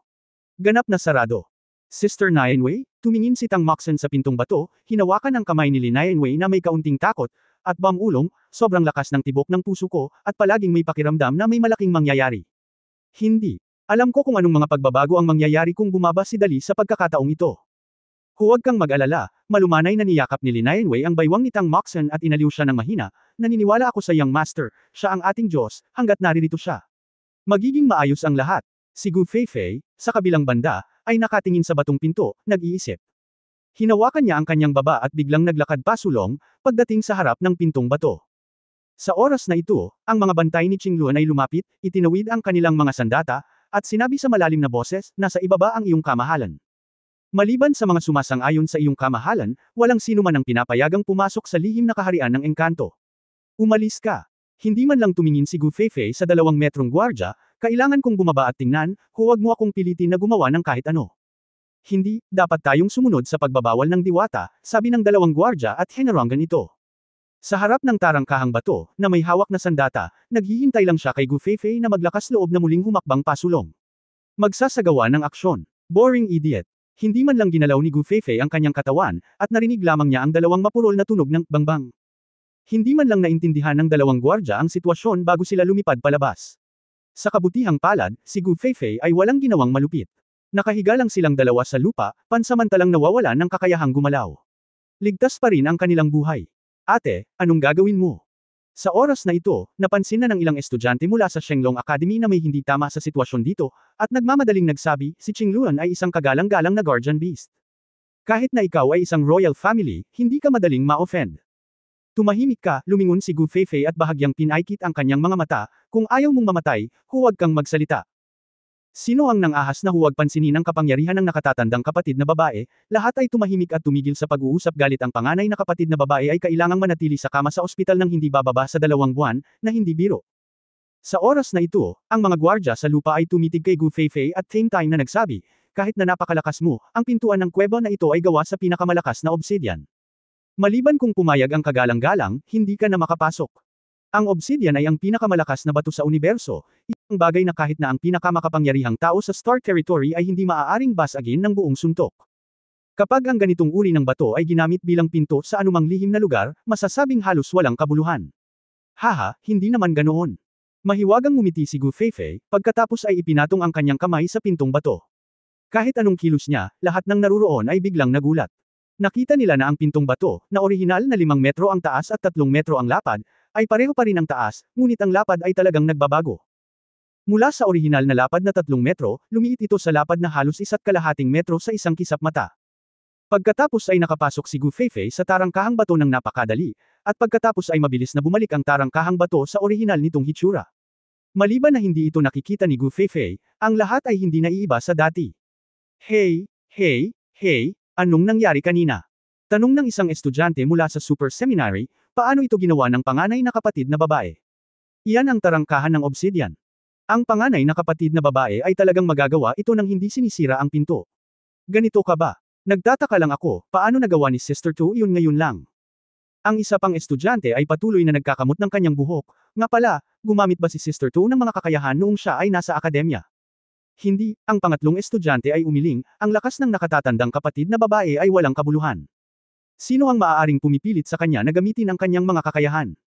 Ngunit hindi ba laging sinasabi ng nakatatandang kapatid na babae na wala siyang kakayahan? Ano ang nangyari ngayon? Hindi ito totoo, ngunit pakiramdam ko ay dapat mayroong isang bagay, sabi ng pang-4 na estudyante, walang sinuman sa aming akademya ang karapat-dapat na hilingin sa kanya na gamitin ang kanyang kakayahan. Ang abilidad na ito ni Kuya To ay sobrang kakaiba, napakalakas. Hehe, nakaka-eye-opening talaga ngayon, nakikita ko talaga si Kuya To gamit ang kakayahan niya. Malaking tubo ito. Nagbubulungan ang lahat ng mga estudyante, at pagkakapasok ni Gu Feifei sa pintong bato, malumanay siyang bumaba sa hagdanan. Ang kuweba ay tuyo na tuyo at walang pakiramdam ng halumigmig. Makikita na medyo maganda ang bentilasyon sa kuweba. Bumaba ang mga hakbang, at hindi mo malinaw na nakikita ang dulo, ngunit lumalawak ang mga ito habang lumalawak ka. Ang mga pader ng bundok sa magkabilang panig ay ang pinakaordinaryong asul-itim na kulay, at halos 100 metro ang layo sa harap, mayroong isang madilim na pasukan sa kuweba. Nagpakita ito. The Secret Realm of Fairy Spirits, nakasimangot si Gu Feifei habang naglalakad, sinabi talaga sa akin ng system na pumasok dito at tingnan. Ano ang nangyayari? Naglabas ito ng kakaibang misyon, ngunit hindi niya sinabi sa akin kung ano ang gusto nitong gawin ko. Tingnan lang natin. Ano ang makikita dito? Ang sistema, sa katunayan, ang marka ni Gu Feifei nang napili ay isa ring sistema. Sa kaisipang ito sa kanyang isipan, si Gu Feifei ay walang gaanong pag-aalinlangan. Anyway, pumunta lang siya dito para tingnan kung may panganib sa kanyang lakas. Iyon ay halos imposible. Si Gu Feifei ay karaniwang nagtatago ng napakalalim, at walang nakakaalam ng kanyang tunay na lakas. Ang tanging nakakakita na hindi siya simple ay ang demonyong haring si Bao Jalil sa isip ni Hong Dali. Kung tungkol kay Qingluan, mahirap sabihin kung nakita niya ito o hindi, ngunit pagkatapos ng lahat, siya ang sagradong hayop na kagalang-galang na nagbabantay sa isang panig, kaya malaki ang posibilidad na magkunwaring hindi alam. Hindi nagtagal ay nakarating na sila sa madilim na pasukan ng kuweba. Sa sandaling pumasok si Gu Feifei, biglang nagbago ang paligid. Sa loob ng pasukan ng kuweba, ang paligid ay talagang parang bituing kalangitan ng universo. Ang di mabilang na mga kalawakan at walang katapusang espasyo ay napakalawak at kamangha-mangha na agad na madarama ng isang tao kung gaano kawalang halaga ang pag-iral ng isang individual sa walang katapusang universo. At nang pumasok si Gu Feifei dito, ibinigay din ng system ang pinakabagong misyon, Mission Release Origin of the Universe, Exploring the True Origin of the Plane War. Mission Reward, 100 redemption points. Narinig na ang kanyang sistema talaga ang gawain ay inilabas muli, at lalo pang nadama ni Gu Feifei na ang gawain ito ay hindi karaniwan. Okay lang na mag-publish ng isang gawain, ngunit ang gantimpala para sa gawain ito. Kumunot ang noo ni Gu Feifei at palihim na sinabi, dati ang aking sistema ay nagbibigay ng reward sa ilang mga redemption point para sa isang gawain, ngunit sa pagkakataong ito ay nagbibigay talaga ito ng 100 mga redemption point ng sabay-sabay. Ipinapakita rin ito ang kahalagahan ng gawain ito. Ngunit, ano ang sitwasyon sa gyera sa eroplano at ang pinagmulan ng universo? Gusto mo bang lumahok sa digmaan sa hinaharap? Umiling si Gu Feifei at nalito saglit. Hindi mahulaan ang layunin ng sistema. Ngunit narito na rin kami, at wala nang babalikan upang simulan ang trabaho. Siyempre, gusto naming makita kung tungkol saan ang plane war na ito. Patuloy na sumusulong sa maliit na cosmic starry sky na ito, pinagmamasdan ni Gu Feifei ang kanyang paglalakad. Sa daan, may mga bituin na nawala at may mga lumitaw. Ang ilang mga kalawakan ay nagbanggaan at ang ilan ay naghiwalay. Sa dilim, sa tuwing maglalakad ka, magbabago ang imahe ng sansinukob. Umusad pa lang ng ganito, unti-unting nag-level off ang kuweba, hindi na bumababa, kundi umuusad na. Pagkaraan ng ilang saglit na paglalakad, biglang huminto si Gu Feifei at narinig ang boses ni Qingluan na umalingaw-ngaw sa kanyang mga tainga. Sa wakas nandito ka na. Si Qingluan, nakasuot ng asul na gasa, ay dahan-daang lumabas mula sa isang butas sa harapan. Sinundan siya ni Hong Dali at Kemengmeng. Tumingin siya kay Gu Feifei at bahagyang ngumiti, ako nang dinala ko si Dali, nahulaan ko na napapasok ka. Ang totoo ay eksakto kung ano ang naisip ko. Kung hindi ako mali, ang iyong pagkakakilanlan ay dapat nakatulad ni Dali. Hindi ito simple, tama. Sino ang pinili? Nakita talaga ni Qingluan na si Gu Feifei ang napili. Alam ito ni Hong Dali, ngunit imposible para sa kanya na sabihin kay Qingluan, na ang ibig sabihin ay ang Qingluan sa kanyang harapan, ang kanyang tunay na lakas, o ang kanyang tunay na pagkakakilanlan, ay higit na dakila kaysa sa santo na kanyang ipinakita sa ibabaw. Mas mataas pa si Beastmaster. Nakikita mo na ang aking pagkakakilanlan ay napakalakas, hindi tumanggi si Gu Feifei. Lumakad pa sulong at nagsabi, tama ka, ako ang napili, at ang dahilan kung bakit ako narito ay dahil sa misyon. Kung gayon, mayroon ka bang susunod na sasabihin? Siyempre wala akong ibang ideya tungkol sa pinili. Lumingon si Qingluan at sinabing, sumama ka sa akin, ang sagot na gusto mo ay narito. Ito ay nasa harapan. Kabanata 1186 na sementeryo ng mga Diyos. Sabi ni Qingluan, at naunang pumasok sa loob. Nang dumaan si Gu Feifei kay Hong Dali, tiningnan niya ito ng malalim, pagkatapos ay inikot ang kanyang ulo at sinundan si Qingluan sa pasukan ng kuweba sa harapan. Hinawakan ni Hong Dali ang kanyang ilong at tumingin sa likod ni Gu Feifei, nakaramdam ng kakaiba. Hindi alam ni Gu Feifei kung bakit siya galit na galit ngayon, ngunit malinaw na ang pagunlad ng mga bagay ay malamang na lumampas sa kanyang inaasahan, kabilang ang kay Gu Feifei, kabilang ang maraming hindi kilalang mga lihim sa universo, kabilang ang digmaan sa eroplano. Pagpasok pa lang niya sa kuweba, nagulat si Hong Dali nang makitang ang lugar na ito ay talagang isang maliit na espasyo na hindi masyadong malaki. Walang anuman sa paligid nito. Ang hubad na pader ng bundok ay may lamang asul na pinto sa gitna. Portal. Ito ang pinakamalaking sekreto dito, itinuro ni Qingluan ang asul na pinto at bamulong, ang pinto sa mabituing kalangitan. Lahat ng sekreto ay nasa loob ng pintong ito. Ang pintong ito ay madaling pasukin, kahit sino ay maaaring pumasok. Ngunit kung gusto mo hindi ganoon kadaling lumabas sa madaling salita, ang threshold ay nasa loob. Kaya bago pumasok, dapat mong isipin kung sulit ito. Sabi ni Qingluan at tumingin kay Hong Dali at Gu Feifei. Ang ibig niyang sabihin ay napakasimple. Ang pinili ng Diyos o pinili ng demonyo ay hindi magkakaroon ng anumang problema pagkatapos makapasok dito. Ngunit kung ito ay ibang tao, madaling makapasok, ngunit kakaunti ang pag-asa na makalabas. Sa kabutihang palad, ang pagkakakilanlan ni Hong Dali at Gu Feifei ay natugunan ang mga kinakailangan. Unang tumango si Gu Feifei, pasok ako. Sinabi ni Hong Dali at Kemengmeng, ako rin. Dahil nakapagdesisyon ka na, sumama ka sa akin. Okay. Tumingin muli si Qingluan kina Hong Dali, Mengmeng at Gu Feifei, at pagkatapos ay pinangunahan niya ang daan at siya ang unang pumasok sa Starry Sky Gate. Mahigpit na sumunod si Gu Feifei, at mabilis ding sumunod sina Hong Dali at Kemengmeng. Napakaganda ng daanan. Maganda, ang espasyo sa magkabilang panig ay patuloy na magulo. Sa loob, naramdaman ni Hong Dali na ang kanyang buong katawan ay walang timbang, na parabang siya ay nasa tubig, inaanod ng agos, umaagos sa kalawakan, at patuloy na inaanod pa sulong. Hindi masyadong mahaba ang daanan. Pagkaraan ng mga ilang minuto, umalis si Hong Dali sa daanan at muling tumayo sa lupa gamit ang kanyang mga paa. Ito ay isang napakalawak at tigang na lupain. Walang buhay sa buong kontinente, kabilang ang mga halaman. Napaka-desolate dito. Ang kakaiba at nakakatakot na maitim na ulap ay lumipad sa itaas ng ulo, dumagundong ang kulog sa mga ulap. Ang hindi mabilang na mga kidlat na may kapal na 100 metro ay patuloy na binomba ang lupa, at isang hindi kilalang bilang ng mga meteorite ang dumaong, na tumama sa lupa ng isang malaking splash. Mga ulap ng kabute, marahas na enerhiya na nagdudulot ng kalituhan sa buong mundo. Nandito na tayo. Hindi ba kakaiba ang kapaligiran dito? Tumayo si Qingluan sa pagitan ni Hong Dali at Gu Feifei, tinitingnan ang napakalaking kidlat at meteorite sa kalangitan, at dahan-daang sinabi, ito ang pinagmulan ng sansinukob. O sa madaling salita, ito ang panimulang lugar ng karunungan sa universo, ang kontinente ng Esolil. Ito ba ang pinagmulan ng buhay sa sansinukob? Sa ganitong kapaligiran? Hindi ba? Tumingin si Hong Dali sa paligid, maaari bang magbunga ng buhay ang ganitong kapaligiran? Pagkatapos nilang pumasok dito, ang kanyang buong katawan ay natatakpan ng isang protective energy shield. Napaglabanan nito ang marahas na enerhiya ng meteorite na tumama sa lupa. Walang duda si Hong Dali na kung wala itong energy shield, ang shockwave na nabuo ng anumang meteorite landing ay sapat na upang ganap na sirain ang buhay. Tama si Qingluan. Sa oras na ito, isang malalim na boses ang narinig. Lumingon si Hong Dali at tumingin. Dahan-daang lumapit ang isang lalaking nasa katanghaliang gulang na nakasuot ng makukulay na damit. Biglang ngumiti si Hong Dali at nagsabi, Tito Dicky, bakit ka nandito? Hindi ba ang lalaking ito sa kanyang harapan ay ang colorful Dragon King na si Lemus Fan Dicky na nakita ni Hong Dali noon? Actually, hindi lang ako ang nandito, maraming tao ang natutulog dito. Lumapit si Uncle Dicky kay Hong Dali at sa iba pa at marahang kumaway. Hindi nagtagal, isang malaking hadlang ang nagpoprotekta sa lahat, at pagkatapos ay nagsimulang manginig at nanginginig ang lupa, isang malaking batong gate na mahigit 500 metro ang taas ang lumitaw sa harap ng lahat. Sundan mo ako. Pinangunahan ni Dichi ang daan. Creak, dahan-daang bumukas ang pinto. Isa itong hagdan pababa. Ang mga hakbang ay napakalaki, ang bawat hakbang ay halos 5 metro ang taas. Siyempre, ang ganoong taas ay hindi isang problema para kay Hong Dali at sa iba pa si Qingluan ay nagbago sa kanyang sariling katawan at direktang pinaupo sina Hong Dali at Gu Feifei sa kanyang likuran, habang si Mr. Dicky ay muling naging isang makulay na lalaki. Ang Dragon King ay higit sa 1,000 metro ang haba at napakalakas. At malinaw naman, ito ay maaaring mangyari lamang dahil kontrolado niya ang kanyang sariling sukat. Kung tutusin, mahigit 4,000 metro ang haba ng katawan ng matanda. Para naman kay Kemengmeng, well, napakasimple. Saan ang lugar na ito? Umupo si Hong Dali sa likod ni Qingluan at nagtatakang nagtanong. Sementeryo ng mga Diyos.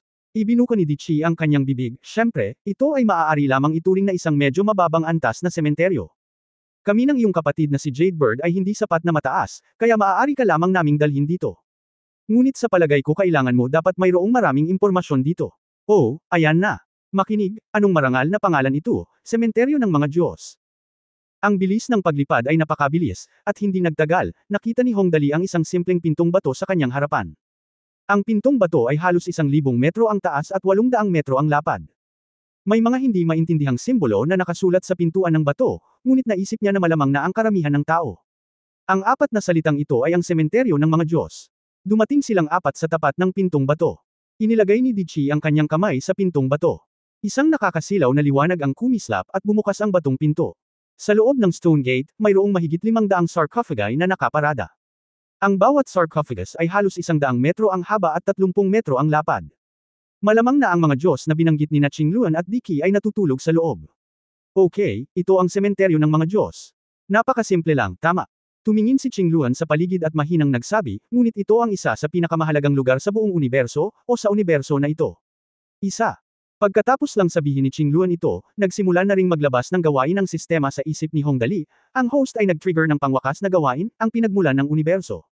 Description ng gawain, unawain ang pinagmulan ng buhay sa universo. Gantimpala sa gawain, 1,000 mga puntos ng katangian. 1,000 mga puntos ng tagumpay. Kasabay nito, pagkatapos makumplito ang misyon, ang ikalawang yugto ng panghuling misyon ng kakayahan ng host ay nakumpleto na. Ang ganitong gawain ay talagang inilabas sa oras na ito. Mukhang napakalakas ng gawain ito. Mayroon bang ultimate mission? Mayroon bang pinagmulan ng sansinukob? Oo, marahas na tumanggo si Hongdali. Parang high-end na lugar ang sementeryo ng mga Diyos. Ang susunod na bagay ay dapat na ang mga kwento sa pagitan ng mga Diyos. Sinabi ni Hongdali, kung gayon, kapatid na Qingyaw, sabihin mo sa akin kaagad. Sabihin mo sa akin, anong uri ng mga kwento ang naruroon? Ang gawain na inilabas lamang ng sistema ay dapat na makinig sa mga kwento, tama ba? Sa kabutihang palad, hindi nagpigil si Qingluan sa bagay na ito. Sa pamamagitan lamang ng pagtingin sa mga mata ni na Hongdali at Gu Feifei, alam na niyang pareho silang sabik na marinig ang susunod na kwento. Ito ang pinili ng Diyos. Si Hongdali daw ang Demon Chosen One. Malakas naman ang background niya kaya hindi siya naglalakas loob na magpabe, kaya mabilis niya itong pinag-usapan. Sa pinakamaagang sinaunang panahon ng isinilang ang universo, iyon ay, mga 12 bilyong taon na ang nakalilipas. Ilang taon na ang nakalilipas, noong panahong iyon, ang sansinukob ay dumaan pa lamang sa yugto ng Big Bang, at hindi nagtagal pagkatapos na buo ang iba't ibang celestial na katawan, ang buhay ay unang lumitaw sa isang planeta na pinangalanang Esolil sa pinakasentro ng universo. Ang buhay na nilikha sa planetang Esolil ay ang orihinal na buhay na pinili ng Diyos. Mabagal na sinabi ni Qingluan. Sa mundong ito, ang buhay ay patuloy na umuunlad at umuunlad, at pagkatapos ay lumitaw ang pinakamaagang buhay sa universo. Mga matalinong nilalang, at ang kanilang pangalan sa ating pangalan ay Diyos. Diyos, ang salitang ito ay madalas na lumalabas sa nakikita at naririnig ni Hongdali, ngunit hanggang ngayon ay alam na niya sa wakas kung ano ang Diyos na ito. Ano? Sa madaling salita, ito ang pinakamatandang tao. Pagkatapos ng kapanganakan ng matalinong buhay sa mundo ng Esolil, ang mga Diyos ay dumaan sa isang serye ng mga ebolusyon at sa wakas ay umunlad sa orihinal na lipunan. Ibig sabihin, ang kasaysayan ng ebolusyon ng lipunan ng tao ay kapareho ng ngayon, ngunit ito ay mas mahaba. Mabagal na nagsalita si Qingluan, ang matalinong buhay ay kadalasang may isang katangian, iyon ay, mahilig makipaglaban. Ang kontinente ng Esolil ay walang pagbubukod. Ang mga Diyos na ito ay patuloy na lumalaban at umuunlad. Sa pamamagitan ng pakikibaka, ang kanilang kapangyarihan ay naging mas makapangyarihan. Mas malakas, at ang antas ng teknolohiya ay pataas ng pataas. At pagkatapos ng higit sa 1,000,000 taon ng pakikipaglaban, na siyang unang banal na digmaan, sa wakas ay lumitaw ang isang lalaki na nagngangalang Karina Kulon Pasak Enresa. Nanalo ang pinuno sa huling tagumpay, at pinangalanan niya ang kanyang sarili na ama ng mga Diyos, ang orihinal na Panginoong Diyos, at isinilang. Ang kapangyarihan ni Karina Kulon Pasak Enresa ay lubhang makapangyarihan, at siya ay nakabisado nito. Ang lakas ng teknolohiya ay napakataas din, at kadalasan, kapag ang kapangyarihan ng isang lipunan ay masyadong puro, ang trahedya ay magaganap, at ang kontinente ng Esolil ay walang pagbubukod. Bilang pinakamamahal na anak ng ama ng mga Diyos. Ang Diyos ng karunungan, si Los Damasoyalan, ay pinabura ng libu-libong tao hanggang sa ika-366 na taon ng bagong rewritten na panahon ng kontinente ng Esolil. Sa taong ito, ang amang Diyos na si Karina Kulon. Si Pasak Enresa ay pinatay sa pamamagitan ng isang palihim na pag-atake ng kanyang palaging itinuturing na pinakamalapit na kaibigan, ang kanyang kasamahan na minsang lumaban ng magkatabi sa unang digmaan ng mga Diyos, ang Diyos ng Underworld na si Senlorodi Nerecusta. Ang dahilan ay, kasi, amang Diyos Karina Kulon Pasak Enresa ay ayaw pakasalan ng kanyang paboritong anak. At ito ang pinagmulan ng ikalawang digmaan ng mga Diyos. Upang ipaghiganti ang aking pinakamamahal na ama, ang Diyos ng karunungan, si Los Damasoyalan, ibuhos ang lahat ng kanyang luha, binulag ang kanyang mga mata, at sa wakas ay ginawa itong isang tungkod na may kapangyarihang sirain ang mundo. Ito ay nalisbo. Ang Diyos ng karunungan, Los Eyes of Damasoalin. Hawak ang staff na nagbago mula sa kanyang sariling mga mata, pinangunahan ng Diyos ng karunungan ang mga mandirigma na pinakatapat sa ama upang i-level ang buong mundo ng Hades na kontrolado ni Hades, at sa wakas ay natalo si Hades. Si Senlorodi Nerecusta ay nakakulong sa walang hanggang madilim na espasyo. Kabanata 1187 ang mana ng Dragon King. Ang Battle of the Gods, ang kwento ni Sister Qingyaw ay napakapantasya, hindi ba? Sister Qingyaw, nanlaki ang mga mata ni Hongdali at nagtatakang nagtanong, ito ang ama ng mga Diyos at ang Diyosa ng karunungan. Sila kaya ang pinakamataas na Diyos o isang katulad nito? Shanshuan ang controller ng eroplano, ang pangunahing Diyos at ang Diablo, ang linyang ito ay tila medyo naputol. Haha, syempre hindi, gaya ng inaasahan, umiling si Qingluan, na pag-usapan ko na ang tungkol sa malaking pagsabog noon, at ang eroplanong ito ay sumasabog. May singularidad noon. Siguradong narinig mo na ang teorya ng pagsabog na ito, tama? Well, tama iyan. 15 hanggang 20 bilyong taon na ang nakalilipas, ang universo ay nilikha sa pamamagitan ng isang singularity na pagsabog. Kakaibang tanong ni Hong Dali, ano ang nangyayari? May kinalaman ba ito dito? Siyempre ganoon, nakangiting sabi ng makulay na Dragon King na si Dicky sa gilid, naisip mo na ba ito, sa walang hanggan na espasyo, sa kabila ng kaisahan na ito? Ano ang hitsura nito? Hindi ko talaga naisip ang tungkol dito. Mukhang hindi maipaliwanag ng kasalukuyang siyensya, di ba? Ano ito? Tanong ni Hong Dali. Sa madaling salita, sa labas ng mga singularidad, mayroon pa ring mga singularidad, hindi mabilang na mga singularidad. Mabagal na sinabi ni Qingluan, ang isa sa mga singularidad ay bumubuo sa ating eroplano, at ang iba pang mga singularidad ay naging iba pang mga singularidad. Iba't ibang mga eroplano. Walang katapusang mga eroplano ang ipinanganak mula dito. Sa madaling salita, ang kontinenteng ito ng Essel ang pinagmulan ng buhay sa ating eroplano. Pagkatapos ng ikalawang digmaan ng mga Diyos, ang Essel the Earth continent ay naging kung ano ang nakikita mo ngayon. Sa pagtakas, hindi nila sinasadyang dinala ang mga buto ng buhay sa sansinukob. Sa totoo lang, sa virtual universe world, natapos ang space vibration space teleportation. Lahat sila ay inilabas ng mga taong nakatakas mula sa Esolil continent. Napakahiwagang kwento, ngayon ay naiintindihan na ito ni Hong Dali. Simple lang. Sa simula ng pagsilang ng universo, isang matalinong planeta ang unang nilikha. Pagkatapos ng milyon-milyong taon ng pag-unlad, ang planetang ito ay naging lubhang advanced sa teknolohiya at ang mga tao nito ay napakalakas. Pagkatapos ay isang digmaan ang na-trigger dahil sa madugong pagnanakaw ng mga asawa. Na humahantong sa pagkawasak ng planeta, at kasabay nito, dahil sa pagkawasak ng planeta, ang mga taong iyon ay naglabas ng mga binhi ng buhay nang sila ay tumakas. Ngunit hindi maipaliwanag ng mga ito ang bagay sa pagitan ng controller ng eroplano at ng mas mataas na Diyos, tama ba? Ano ang nangyari sa mga napili noong araw na iyon? Tanong ni Hong Dali. Ang mga pinili ay talagang ang mga taong tumakas mula sa kontinente ng Esolil. Sila ay mga ahente ng rehiyon na itinalaga sa bawat lugar ng universo.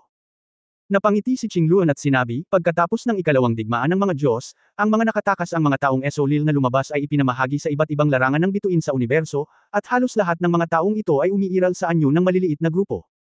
Sa pangkalahatan, ang mga nangungunang pinuno ng Star Alliance ay ang mga Esolil na tao at mga eroplano.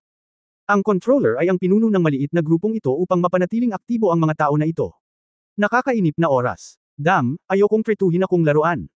But having said that, if what Sister Bluebird said is true, then those people who escaped from the Esolil continent are really a strong team. Maaaring lumikha ng isang makapangyarihang individual gaya ng pinili. Naturally, hindi na kailangang pag-usapan ang tungkol sa kanilang sariling lakas. Paano ang pangunahing Diyos at ang demonyong iyon? Ito ang may pinakamaraming kinalaman sa kanya, ano ang nangyayari sa kanila? Main God, kasama dito ang eroplano. Ipinaliwanag ni Colorful Dragon King Dicky kay Hong Dali sa gilid, sa madaling salita. Sa walang katapusang eroplanong ito, mayroong hindi mabilang na mga grupo tulad ng Esolil, ngunit ang antas ng pag-unlad ng bawat isa ay iba-iba. Ang dalawang pinakamalakas na kalaban ay ang Panginoong Diyos o Diablo. Siyempre, hindi pa rin namin ma-access ni Qingluan ang mga partikular na bagay. Kapag ginawa namin iyon, maaari kang magkaroon ng pagkakataon na makarating doon. Well, ang daan sa unahan ay mahaba, ngunit ito ay kaya-kaya, ngayon kami sa wakas ay nakarating doon. Ang bagay sa pagitan ng controller ng eroplano na ito at ng Chosen One ay napag-usapan. Sa katunayan, ito ay isang hanggal na bagay na ginawa ng isang grupo ng mga walang ginagawa. Ganoon ano lang, ngumuso si Hong Dali, kung gayon, bakit mo kami dinala rito? Tumingin si Hong Dali sa paligid. Matapos tingnan, walang kakaiba sa paligid maliban sa sarcophagus. Ngayon ay curious siya kung sino ang nakatira sa sarcophagus. Maaaring ito ay ang mga taga-Esolil. Kaya ngayon kailangan nating kalkulahin ito sa mga unit ng daan-daang milyong taon, tama ba? Hindi pa babulok. Pagkatapos ng mahabang panahon, ang mga molekula ay nabulok, tama ba? Ang dahilan kung bakit kita dinala dito ay dahil malapit na ang digmaan sa eroplano. Matapos marinig na binanggit ito ni Hong Dali, mahinang bumantong hininga si Qingluan at sinabing, ang digmaan sa eroplano, sa tuwing magsisimula ito ay magdudulot ng hindi maisip na mapangwasak na kapangyarihan. Hindi mabilang na mga kalawakan ang aalisin, at hindi mabilang na mga tao ang malamang na magdaranas ng mga sakuna sa kanilang pagtulog. Ang mga tunay na controller ng mga pangunahing eroplano ay maaaring hindi magawa ito dahil sa mga piniling personal na kasunduan, ngunit ang mga pinakamalakas na kasunduan sa pagitan ng mga Diyos ay magiging makapangyarihan. Maging matapat, sa aming eroplano, ang pangunahing puwersa ay dumanas ng matinding pagkalugi sa huling 10,000 taon na digmaan, at ang kasalukuyang mga pinili ay hindi sapat na malakas, kaya ang pangunahing prioridad ngayon ay upang mapabuti ang pangkalahatang lakas ng aming eroplano upang maghanda para sa paparating na digmaan sa eroplano. Paparating na ang plane war. Anong klaseng ritmo ito? May mali ba? Di ba? Malapit na ang Plane War. Huminga si Hong Dali, gaano katagal? Dahan-daang iniunat ni Qingluan ang isang daliri at sinabi, sa loob ng 10 taon. Damn! Mayroon pa bang hindi hihigit sa 10 taon bago ang digmaan sa eroplano? Hindi ka naglalaro ng ganito. Sa loob ng 10 taon. 10 taon ay sapat na oras para sa ano? Kahit manganak tayo ngayon, mag 8 or 9 years old pa lang tayo, di ba?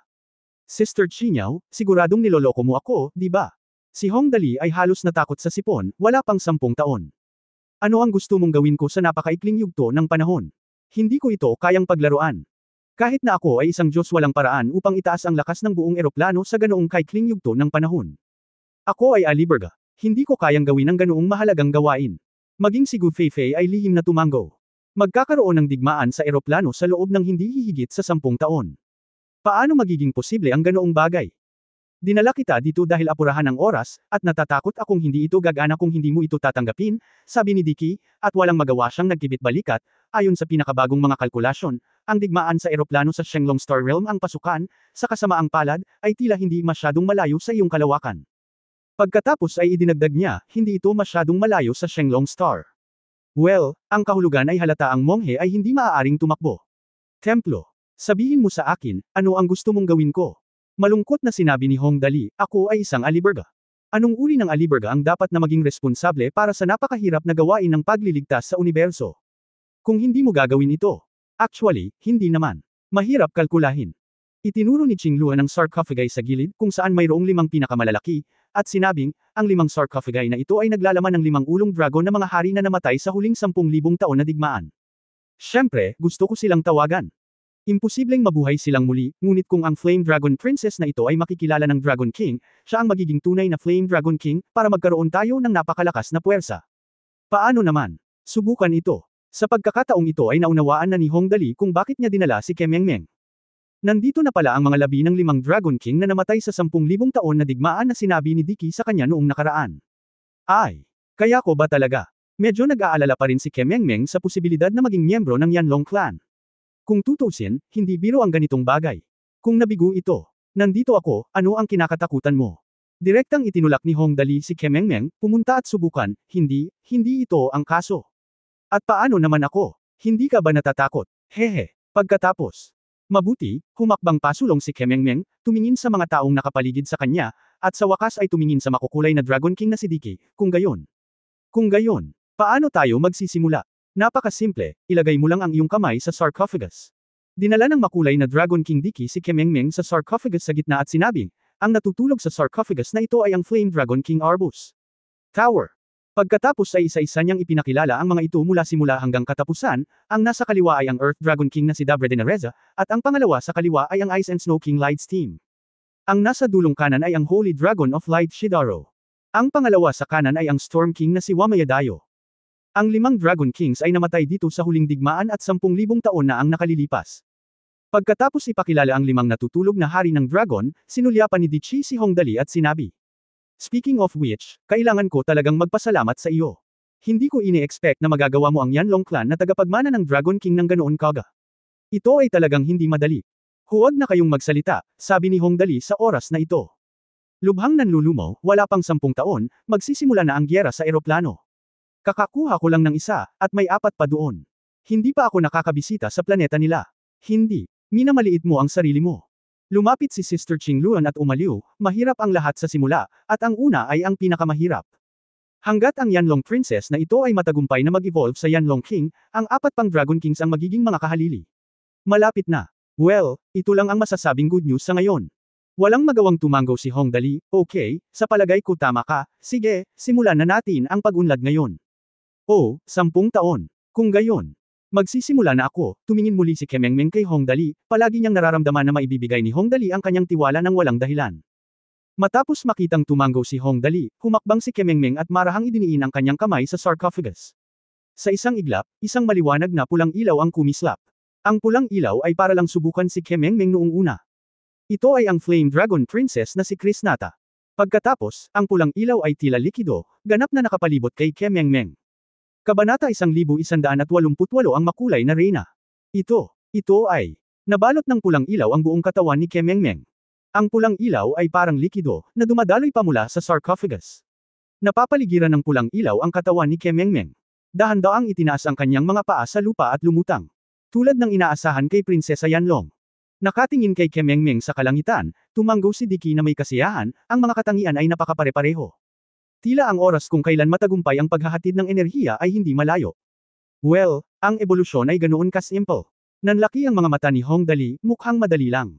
Siyempre madali kung magkatugma ang mga katangian, ngumiti si Qingluan sa gilid, dapat ay mayroon kang pinakatunay na dugo ng angkan ng Yanlong, at dapat mayroon ka nito. Kailangan mong gisingin ang kapangyarihan upang ma-absorb ng ganoon kadali ang kapangyarihan ng Flame Dragon King. Kung hindi, sa tingin mo ba ay sinumang miyembro ng tribo ng Flame Dragon ang makakagawa nito? Sa oras na ito, ang katawan ni Kemengmeng sa kalangitan ay nag-aapoy na pula. Ang liwanag ay sumalubong sa pulang ilaw, tulad ng isang batang naglalaro sa labas na tumutugon sa tawag ng kanyang ama. Ngunit medyo kakaiba pa rin, hinawakan ni Dicky ang kanyang baba, karaniwan, ang seremonya ng ebolusyon na ito ay karaniwang tumatagal ng hindi bababa sa ilang buwan upang maabot ang antas na ito. Paano magiging napakabilis ng batang babae na ito? Nakaligtas naman si Dicky. Sa loob ng walang katapusang mga taon, nang ipinasa ng mga nakaraang henerasyon ng Dragon Kings ang kanilang kapangyarihan sa kanilang mga inapo, madalas na tumagal ng hindi bababa sa ilang buwan para makumplito ang paglipat. Pero parang may hindi tama ngayon. Paano makakatanggap ng enerhiya ang munting prinsesa na ito ng tribong Yanlong? Alam mo, kahit na natanggap ni Arbosta, ang Flame Dragon King na nakatulog, ang kapangyarihan ng nakaraang Flame Dragon King, tumagal ng 6 na buwan bago ito natapos. Tamang-tama, ang daloy ng pulang ilaw ay pumasok sa katawan ni Kemengmeng sa bilis na halos nakikita ng mata, at tumagal lamang ng halos 1 oras. Wala nang liwanag na sumisinag sa katawan ni Kemengmeng, at tinanggap ni Kemengmeng ang kapangyarihan ng Flame Dragon King. Ito ay hindi gaanong naiiba sa orihinal, maliban sa 2 maliliit na pulang sungay na lumitaw sa kanyang mga tainga. Ang mga sungay ay napakalinaw, na may napakasalimuot na mga pattern sa mga ito, at sila ay napakaganda. Ito na ba ang wakas? Nanlaki ang mga mata ni Hong Dali, tumingin ng mabuti kay Kemengmeng, at pagkatapos ay nagtanong, ano ang pakiramdam mo? Ano ang nararamdaman mo? Oo nga pala, napakabilis mong ma-absorb ang kapangyarihang ito, iisa ka lang. Ako, hindi ko alam. Mukhang tinanggap ko na. Tumingin si Kemengmeng sa kanyang mga kamay, at tila walang espesyal maliban sa napakalaking kapangyarihan sa kanyang katawan, ang kapangyarihang iyon ay parang isang bulkan, hindi, ang pagsasabi lang na ito ay isang bulkan ay masyadong hindi patas, para maging isang bituin, na umaagos sa katawan. Bueno, ito ang hininga, sa oras na ito. Tahimik na tumakbo palabas ang demonyong hari sa isip ni Hong Dali. Sabi, ang aura nitong si Kemengmeng ay eksaktong katulad ng Flame Dragon King na si Arbosta. Mahigit 3 buwan na akong nakikipaglaban sa matandang ito nang hindi nananalo o natatalo. Naaalala ko ito kahit na naging abo na ito. Nakakapagtaka lang na ang ganoong karahasang enerhiya ay naililipat ng napakabilis. Oo nga, napansin din ng Demon King na may kakaiba. Pagkatapos ng lahat, kung mas malaki ang enerhiya, mas matagal itong may padala. Pero bakit ang bilis nitong si Kemengmeng? Kemengmeng, ngumiti si Hong Dali at hinawakan ang kanyang kamay, may ginawa ka ba sa paghahatid ng mensahe kanina? Sabihin mo sa akin dali, baka may mga bagong tuklas ka, hehe. Ako, wala akong ginawa, naiisip ko lang si Lord Arbosta, saglit na nag-isip si Kemengmeng, ngunit wala siyang maisip na kakaiba, at sa wakas ay sinabing, iyon na. Naiintindihan ko, malakas na tumawa si Hong Dali, mukhang ang swerte ko talaga, ha. Halika, sige, magpatuloy tayo, sabi niya, hinayla si Kemengmeng gamit ang kanyang kamay, naglakad siya papunta sa sarcophagus ng Earth Dragon King Dabredinares sa dulong kaliwa, at nakangiting sinabi, ilagay mo ang iyong kamay dito, at pagkatapos ay isipin mo kung ano ang hitsura niya, Dragon King. Alam ko, sinunod ni Kemengmeng ang sinabi ni Hong Dali. Sa katunayan, palagi siyang naniniwala na si Hong Dali ay isang napakatalino at napakaswerte din.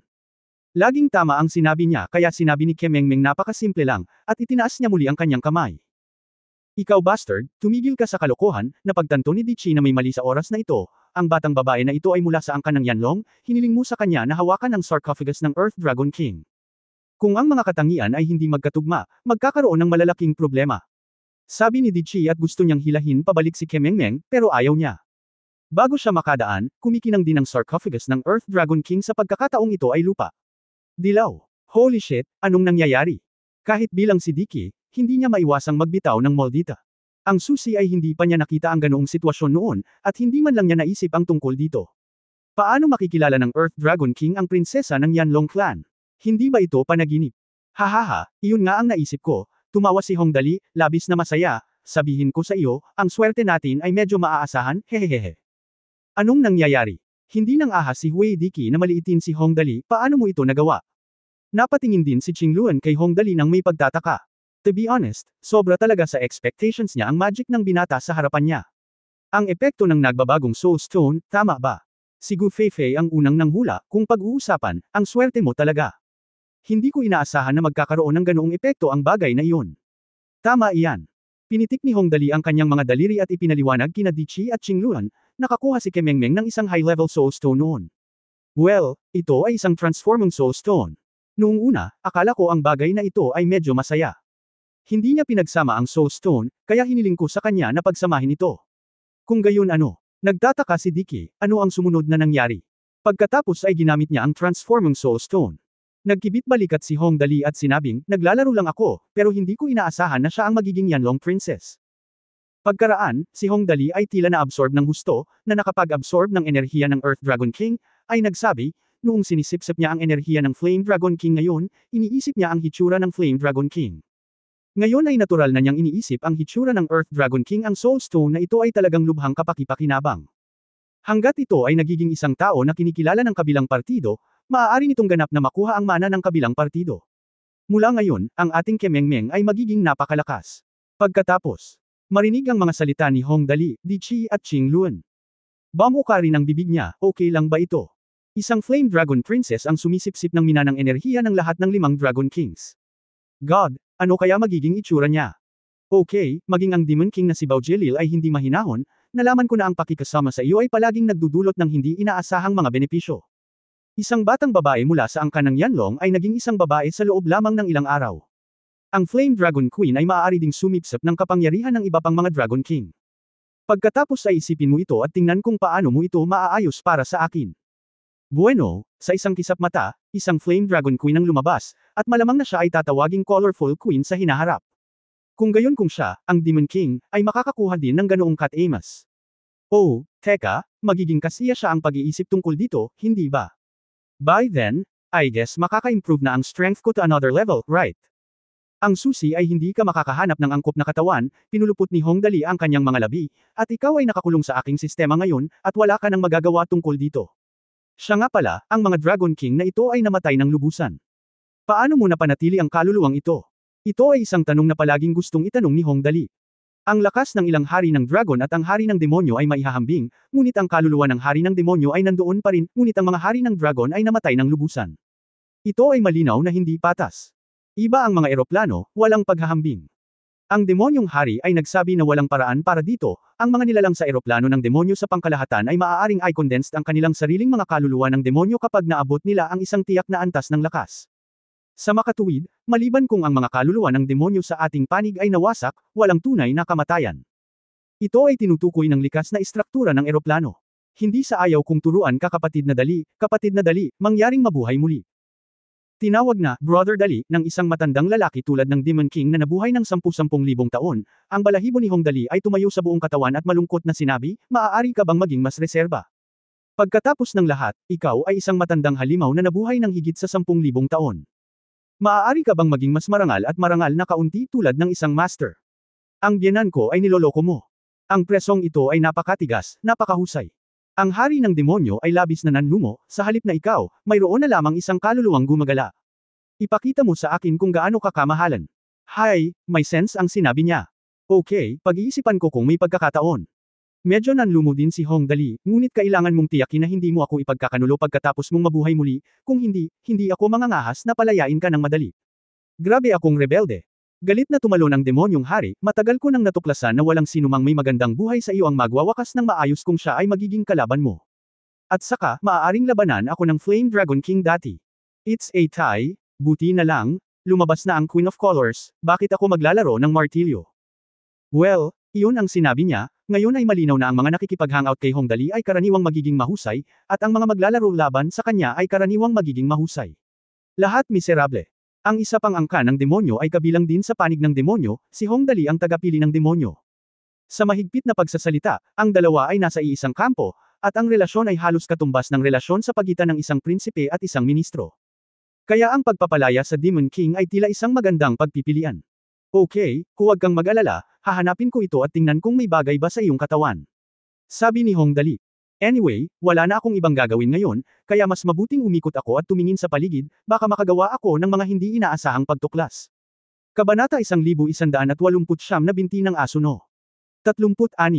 Manood muna kayo, mag-iikot muna ako. Ngayong nakapagdesisyon na siya, hindi mapakali si Hong Dali, kaya natural na handa siyang tumingin sa paligid. Kung tutusin, ito rin ang sementeryo ng mga Diyos. Napaka-high-end na lugar. Hindi sa banggitin ang pagkuha ng ilang mga kahangahangang kayamanan, dapat kang makakuha ng kahit ano. Kung hindi, hindi ba magiging walang saysay ang iyong paglalakbay? Well, okay, hindi masamang maglakad-lakad, tumanggaw si Dichi. Alam na alam niya ang mahika ni Hong Dali. Ang batang ito ay palaging may swerte, at mas gusto niyang tumahak sa hindi kinaugalian na mga landas. Hilingin sa kanya na tumingin sa paligid, baka makakita siya ng isang bagay na hindi pangkaraniwang.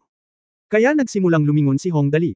Ang buong Cemetery of the Gods ay sumasakop sa isang napakalaking lugar, na makikita sa bahagi mula sa malalaking hakbang na halos 5 metro ang taas sa pasukan. Ang napakalaking sarcophagi sa kanilang paligid ay lahat ay nakaayos ng napakaayos, ngunit hindi mo makita kung ano ang nasa loob. Ngunit sa palagay ko kung sapat kang kwalipikadong mag-park dito, malamang na hindi ito masyadong masama. Maganda kung maaari tayong pumasok sa loob at tingnan ang mga sarcophagi na ito. Nang hihinayang hinawakan ni Hong Dali ang isang sarcophagus na nakalagay sa sulok, nakaramdam ng kaunting panlulumo, sa kasamaang palad, ang bagay na ito ay masyadong malaki, at hindi ko masabi kung saang material ito gawa. Walang gaanong pag-asa na makapasok.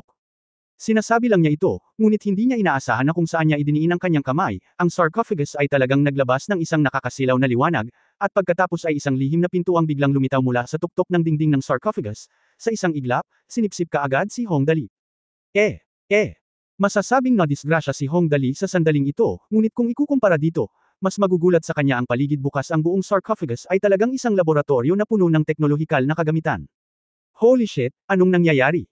Halatang natigilan si Hong Dali saglit. Pagkatapos ay dahan-dahan siyang naglakad sa laboratorio. Hindi ko alam kung anong panahon ang natitira sa laboratorio na ito, ngunit mukhang relic ito ng isang advanced na sibilisasyon. Ngunit ang sukat ay hindi masyadong malaki.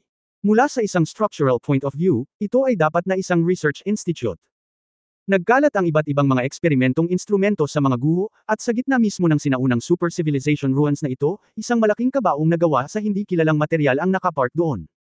Mula sa hitsura, ito ay napakalapit sa transparent na kristal, syempre, ito ay malapit lamang. Mukhang kakaiba dito, dahan-daang naglakad si Hong Dali papunta sa kristal na kabaong, at pagkatapos ay tumingin sa paligid, mukhang wala nang iba pa sa ganoong pagkasira. Itong kristal na kabaong, baka may iba pa. Naglalagay ng mga patay. Napakaposible, halatang nasa sabik ang boses ng hari ng demonyo sa oras na ito, ano sa palagay mo ito? Ang sementeryo ng mga Diyos. Ang mga labi ng mga sinaunang Diyos ay natural na nakalagay dito. At ang mga bangkay ng mga patay na dragon. Sa madaling salita, ito ay isang lugar kung saan inilalagay ang mga high-end na bangkay. Dapat may katawan sa kabaong na ito. May isang magandang katawan ang nasa loob ng kabaong na ito. Ang saya talaga kasama ka, kahit anong gusto mo. Nima, pwede bang itigil mo na yung katangahan mo? Ang matandang halimaw na nabuhay sa loob ng 10,000 taon ay tinatawag akong kapatid. Maswerte ka, nagkibit-balikat si Hong Dali, paano kung tingnan natin ngayon? Oo naman. Nagmamadaling sabi ng demonyong hari. Sa oras na ito, kasabay ng tunog ng mga kumakaluskos na electric sparks, ang kagamitan sa pag-iilaw sa loob ng mga guho ay kumikislap tulad ng isang high-end na laboratorio. Ang supply ng enerhiya ay natural na malamang na hindi maging isang problema. Di nagtagal, ang pangunahing control brain ng sinaunang super civilization ruins ay bumalik sa activated state nito, at ang buong guho ay muling nagliwanag, hindi bababa sa ito ay hindi masyadong madilim. Mapagmamasdan din ang bagay sa loob ng malaking kabaong na tila gawa sa kristal ito ay hugis tao na organismo, na parabang ito ay natutulog ng mapayapa.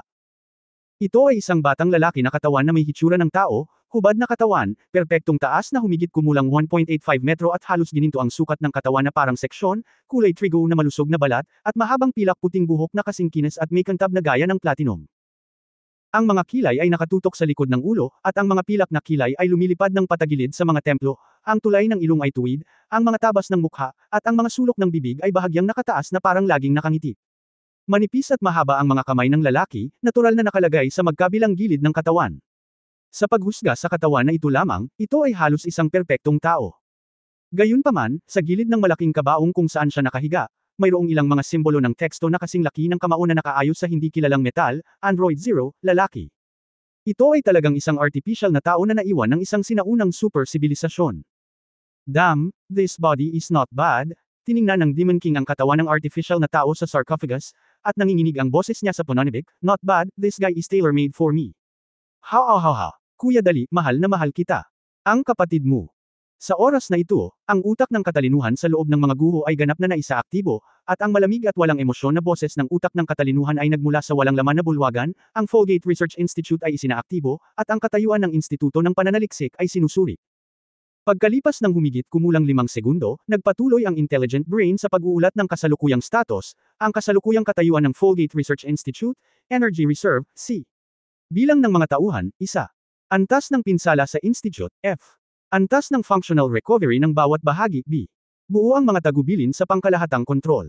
Magsimula ngayon ipatupad ang mga espesyal na tagubilin sa antas ng A.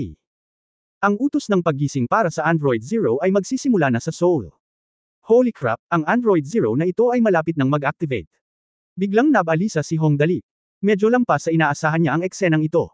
Kung tutusin, kung talagang mag-activate ang artificial na lalaking ito, sino ang nakakaalam kung magiging kaaway o kaibigan? Mabilis siyang nagtanong, Demon King, ang taong ito ay mag-a-activate. Mabilis na mag-isip ng paraan. Paano natin ito magagawa? Kumonekta sa programang ito ng kaluluwa, huwag hayaan siyang pumunta at tretuhin tayo bilang mga kaaway, ito ay magiging napakahirap. Paano ko malalaman kung ano ang gagawin sa bagay na ito? Nang makita na ang photo sa kanyang kamay ay malapit ng lumipad, ang Demon King ay nabalisa, hanapin ang interface ng mabilis. Pag-aaralan ko ito sa iyong sistema upang makita kung may lalabas mo ako. Okay. Nagmamadaling naghanap si Hong Dali ng mga device na may mga interface sa laboratorio. Namiss niya talaga ang lab na ito. Kahit na ang teknolohiya ay high-end, maraming mga pangunahing bagay ay hindi masyadong komplikado. Pagkaraan ng ilang sandali, kinuha ni Hong Dali ang isang connector at sinabi, "Ganito dapat, kumusta ka na dyan? Hindi ka pababayaan ng sistema." Demon King sinabi niya ng galit na galit, "Kuya Dali, ikaw ang bahala." System, mabilis na tawag ni Hong Dali, "Hayaan mo ang hari ng demonyong ito," sabi niya gusto niyang maging asong babae ko. Oo, handa akong maging Hong Dali. Malakas na asong babae. Desperadong sigaw ng demonyong hari. Natukoy ang bagong dogleg ng host. Kasalukuyang isinasagawa ang pagsusuri sa status. Mangyaring maghintay. Hindi nagtagal, dumating ang boses ng system at nagsimulang magsagawa ng pagsusuri sa status. Pagkaraan ng ilang sandali, muling tumunog ang boses ng system, "Target, Demon Realm Location nakaharap sa pinili, Demon King Paul Jalil, ang konsepto ng dogleg ay itinatanam. Ang pagtatanim ay natapos na. Ang Demon King Portialil ay ang dogleg ng host no. 36, at dapat palaging sumuko sa host, kung hindi ito ay mapapawi. Wahahahaha. Sa pagkakataong ito makatitiyak tayo, mayroon tayong isa pang makapangyarihang paa ng aso. Astig. Nagmamalaki lang si Hong Dali nang makita niya ang isang itim na aura na lumabas mula sa kanyang kamay at agad na pumasok sa interface. Kasabay nito, ang ugong ng makina ay nagsimulang marinig mula sa Folgate Research Institute, ang walang katapusang agos ay nagsimulang damaloy sa malaking artificial na kabaong, at ang malamig na boses ng utak ay sabay na tumunog, ang paggising ng Android Zero ay nagsisimula, ang pagsisimula ng energy input ay nakumpleto sa loob ng 20 segundo. Ang Combat Knowledge Program input ay nakumpleto sa loob ng 15 segundo. Ang pag-input ng programa ng kontrol sa katawan ay nakumpleto sa loob ng 15 segundo ng pag-input ng programa ng kontrol sa katawan. Natapos ang pag-input ng programa sa loob ng 15 segundo. Ang pagpasok ng programa sa trabaho ay nakumpleto sa loob ng 10 segundo. Sa wakas ay nakumpleto ang artificial na pagpasok ng programa ng kaluluwa ng tao ay makukumpleto sa loob ng 30 segundo. Mabilis na lumipas ang oras, at nang nai-input na ang lahat ng mga tagubilin sa programa, dahan-daang binuksan ng Android Zero ang kanyang mga mata. Ang mga ito ay isang pares ng sobrang maamong mga mata. Ang mga itim na mata ay tila ang pinakamagandang salamin sa mundo. Ang magiliw at panloob na mga mata, kasama ang mahinang ngiti sa gilid ng bibig, ito ay walang alinlangan na isang napakahusay na artificial na tao. Itinulak ang takip, dahan-dahan siyang tumayo, tumingin sa kanyang paligid, nagunat ng may kasiyahan, at pagkatapos ay tumingala sa langit at tumawa, "Ha, sa wakas ay nabuhay na muli ako. 10,000 taon, 10,000 taon ngayon. Sa wakas ay makakagalaw na rin ako. Ha. Sa sandaling matapos siyang magsalita, muling tumunog ang walang emosyong boses ni Jinao, na kumpleto na ang muling pagkabuhay ng Android Zero, at nagsimula na ang susunod na hakbang ng Android Enhancement Chip. Sinimulan na ang programa para palakasin ang nilalaman ng chip, Combat Status Enhancement, Physical Survivability Enhancement. Nagkaroon ng bahagyang pagiging, at pagkatapos ay 2 robotic arm na nakaunat at inilagay ang 2 chip sa robotic arm sa artificial na tao. Sa braso ni Demon King Paul Jalil, ang 2 chips ay tila natunaw pagkatapos mailagay, at dahan-daang pumasok sa kanyang katawan. Napakasarap sa pakiramdam. Huminga ng malalim ang hari ng demonyo sa kasiyahan, at pagkatapos ay nabalot ng bola ng itim na enerhiya ang kanyang katawan. Nang mawala ang bola ng itim na enerhiya, ang demonyong haring si Bao Jalil ay nagsuot na ng napaka-espesyal na suit. Mga modernong damit. Ang mataas na kwelyo ay halos nakatikip sa tenga, ang haba ng damit ay halos umabot sa mga paa, ang masikip na hugis, ang malawak na lelayan, at ang bahagyang mahabang manggas ay nakatikip sa kalahati ng kamay, na naiwan lamang ang mga balingkinitang daliri. Nakasuot ng itim na sobrang haba na windbreaker, isang pares ng perpektong akma na itim na pantalon, isang pares ng mekantab na itim na sapatos, katugmang mahabang platinum na buhok, maamong mga mata, at nakangiting bibig, ang Demon King ngayon ay lubos na nasisiyahan sa kanyang hitsura. Nang kasiyahan. Guwapo. Halos mapatulala si Hong Dali sa gilid, wow, napakagwapong asong babae. Kabanata 1170 huling kakayahang na kumpleto ikalawang yugto. Matapos makatanggap ng napakagandang benepisyo at mamarkahan siya ng system bilang isang talunan, ano pa ang hinihintay mo kung hindi mo ipakita ang iyong katapatan sa oras na ito? Ang hari ng demonyo ay direktang lumuhad kay Hong Dali at sinabi sa malalim na boses, ang hari ng demonyo na si Bao Jalil ay nagpapasalamat sa Panginoon para sa kanyang dakilang kabaitan. Sa buhay na ito, maliban kung ang kaluluwa ng demonyo ay nawasak, hindi kanya kailanman ipagkakanulo. Hahaha, hindi masama, labis na sabi ni Hong Dali. Happy, even happier than himself getting benefits, naku, ngayon ang ganda-ganda ng katawan mo, ito ay talagang isang magandang bagay. Well, nga pala, dahil pinagsama mo ang katawan na ito ba ay katulad ng sitwasyon dito? Naiintindihan mo ba? Saan ang lugar na ito? Si Hong Dali ay interesado pa rin sa tanong na ito. Ang ganitong laboratorio ay biglang lumitaw dito, na palaging tila hindi inaasahan at nakakabagabag. Ito talaga ang laboratorio ng isang baliw na siyentipiko noong sinaunang panahon. Ang demonyong hari ay tumingin sa paligid at nagsabi, noong panahong iyon, sa kontinente ng Esolil, ang pinakamataas na mga Diyos ay napakataas, halos 100 metro ang taas. Matangkad at maikli. Bilang karagdagan sa kanilang malalaking Diyos, may mga trilyon na ordinaryong tao, halos kapareho natin ngayon. Ang may-ari ng laboratorio na ito ay isang baliw na siyentipiko sa mga ordinaryong taong ito.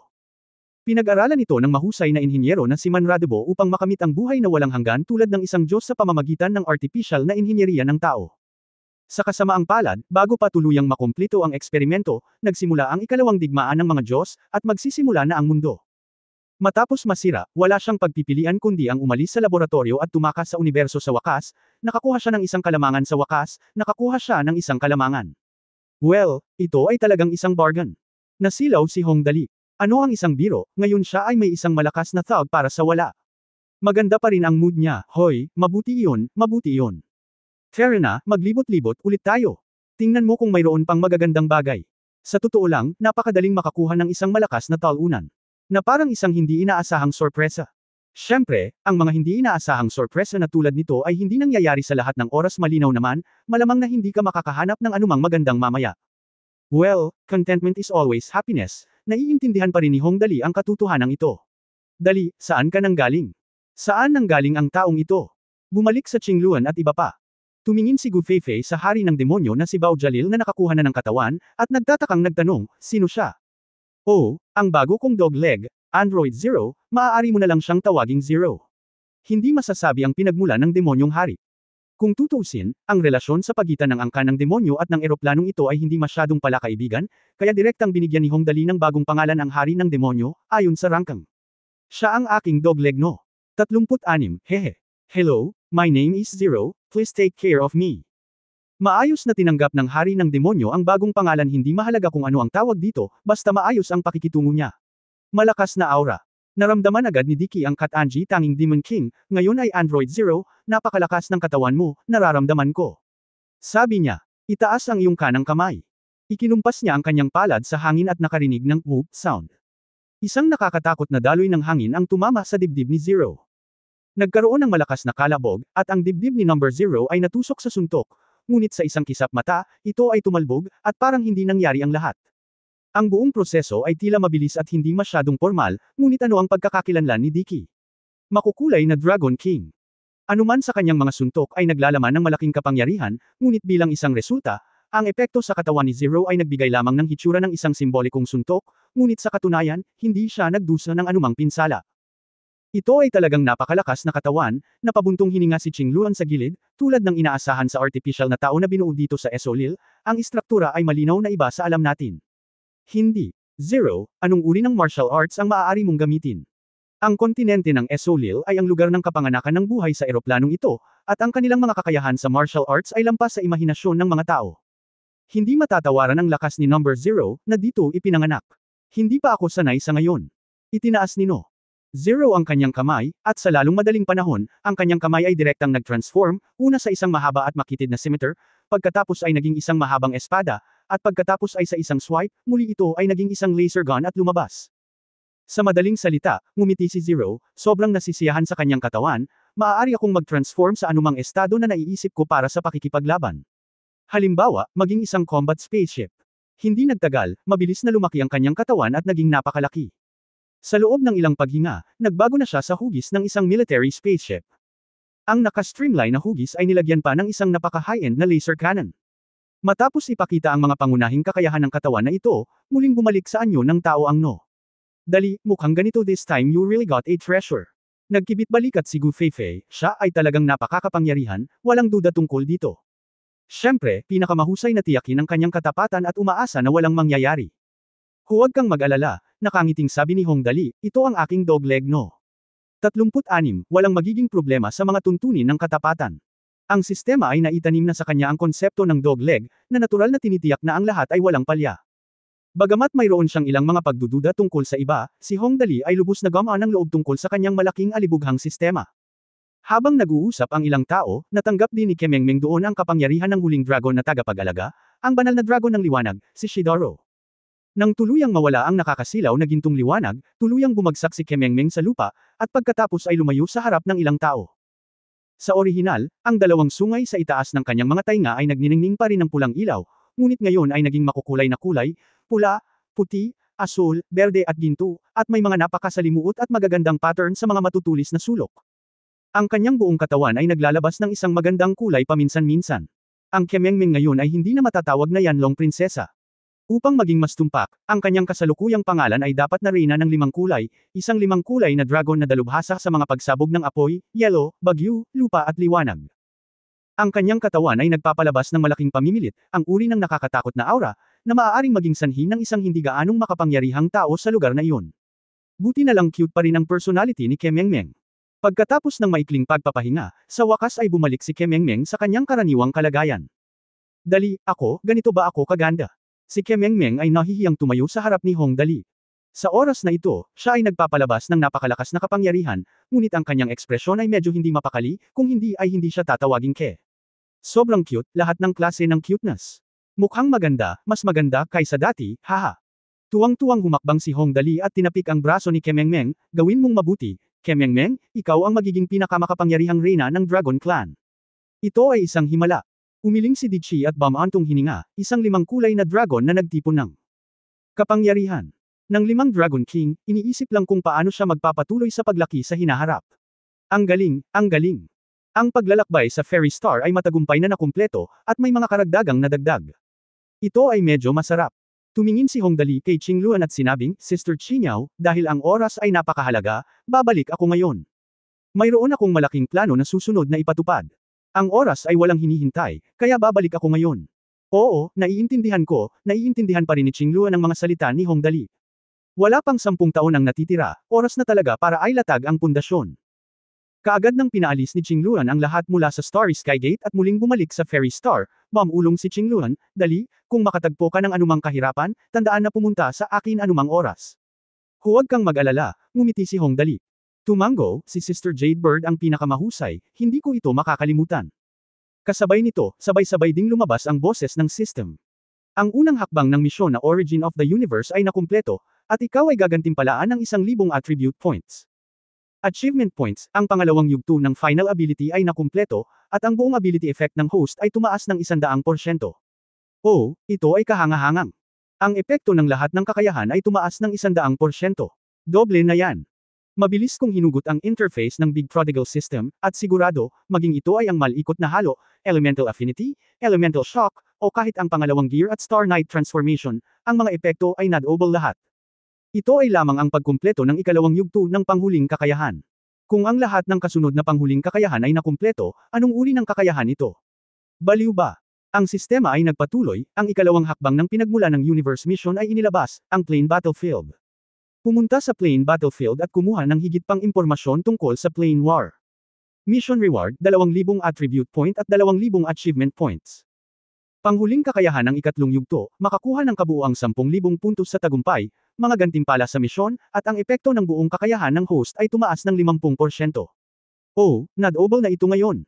Pagdating ng panahon, tataas ng 50% ngayon na. Invincible ang triple effect, hahaha.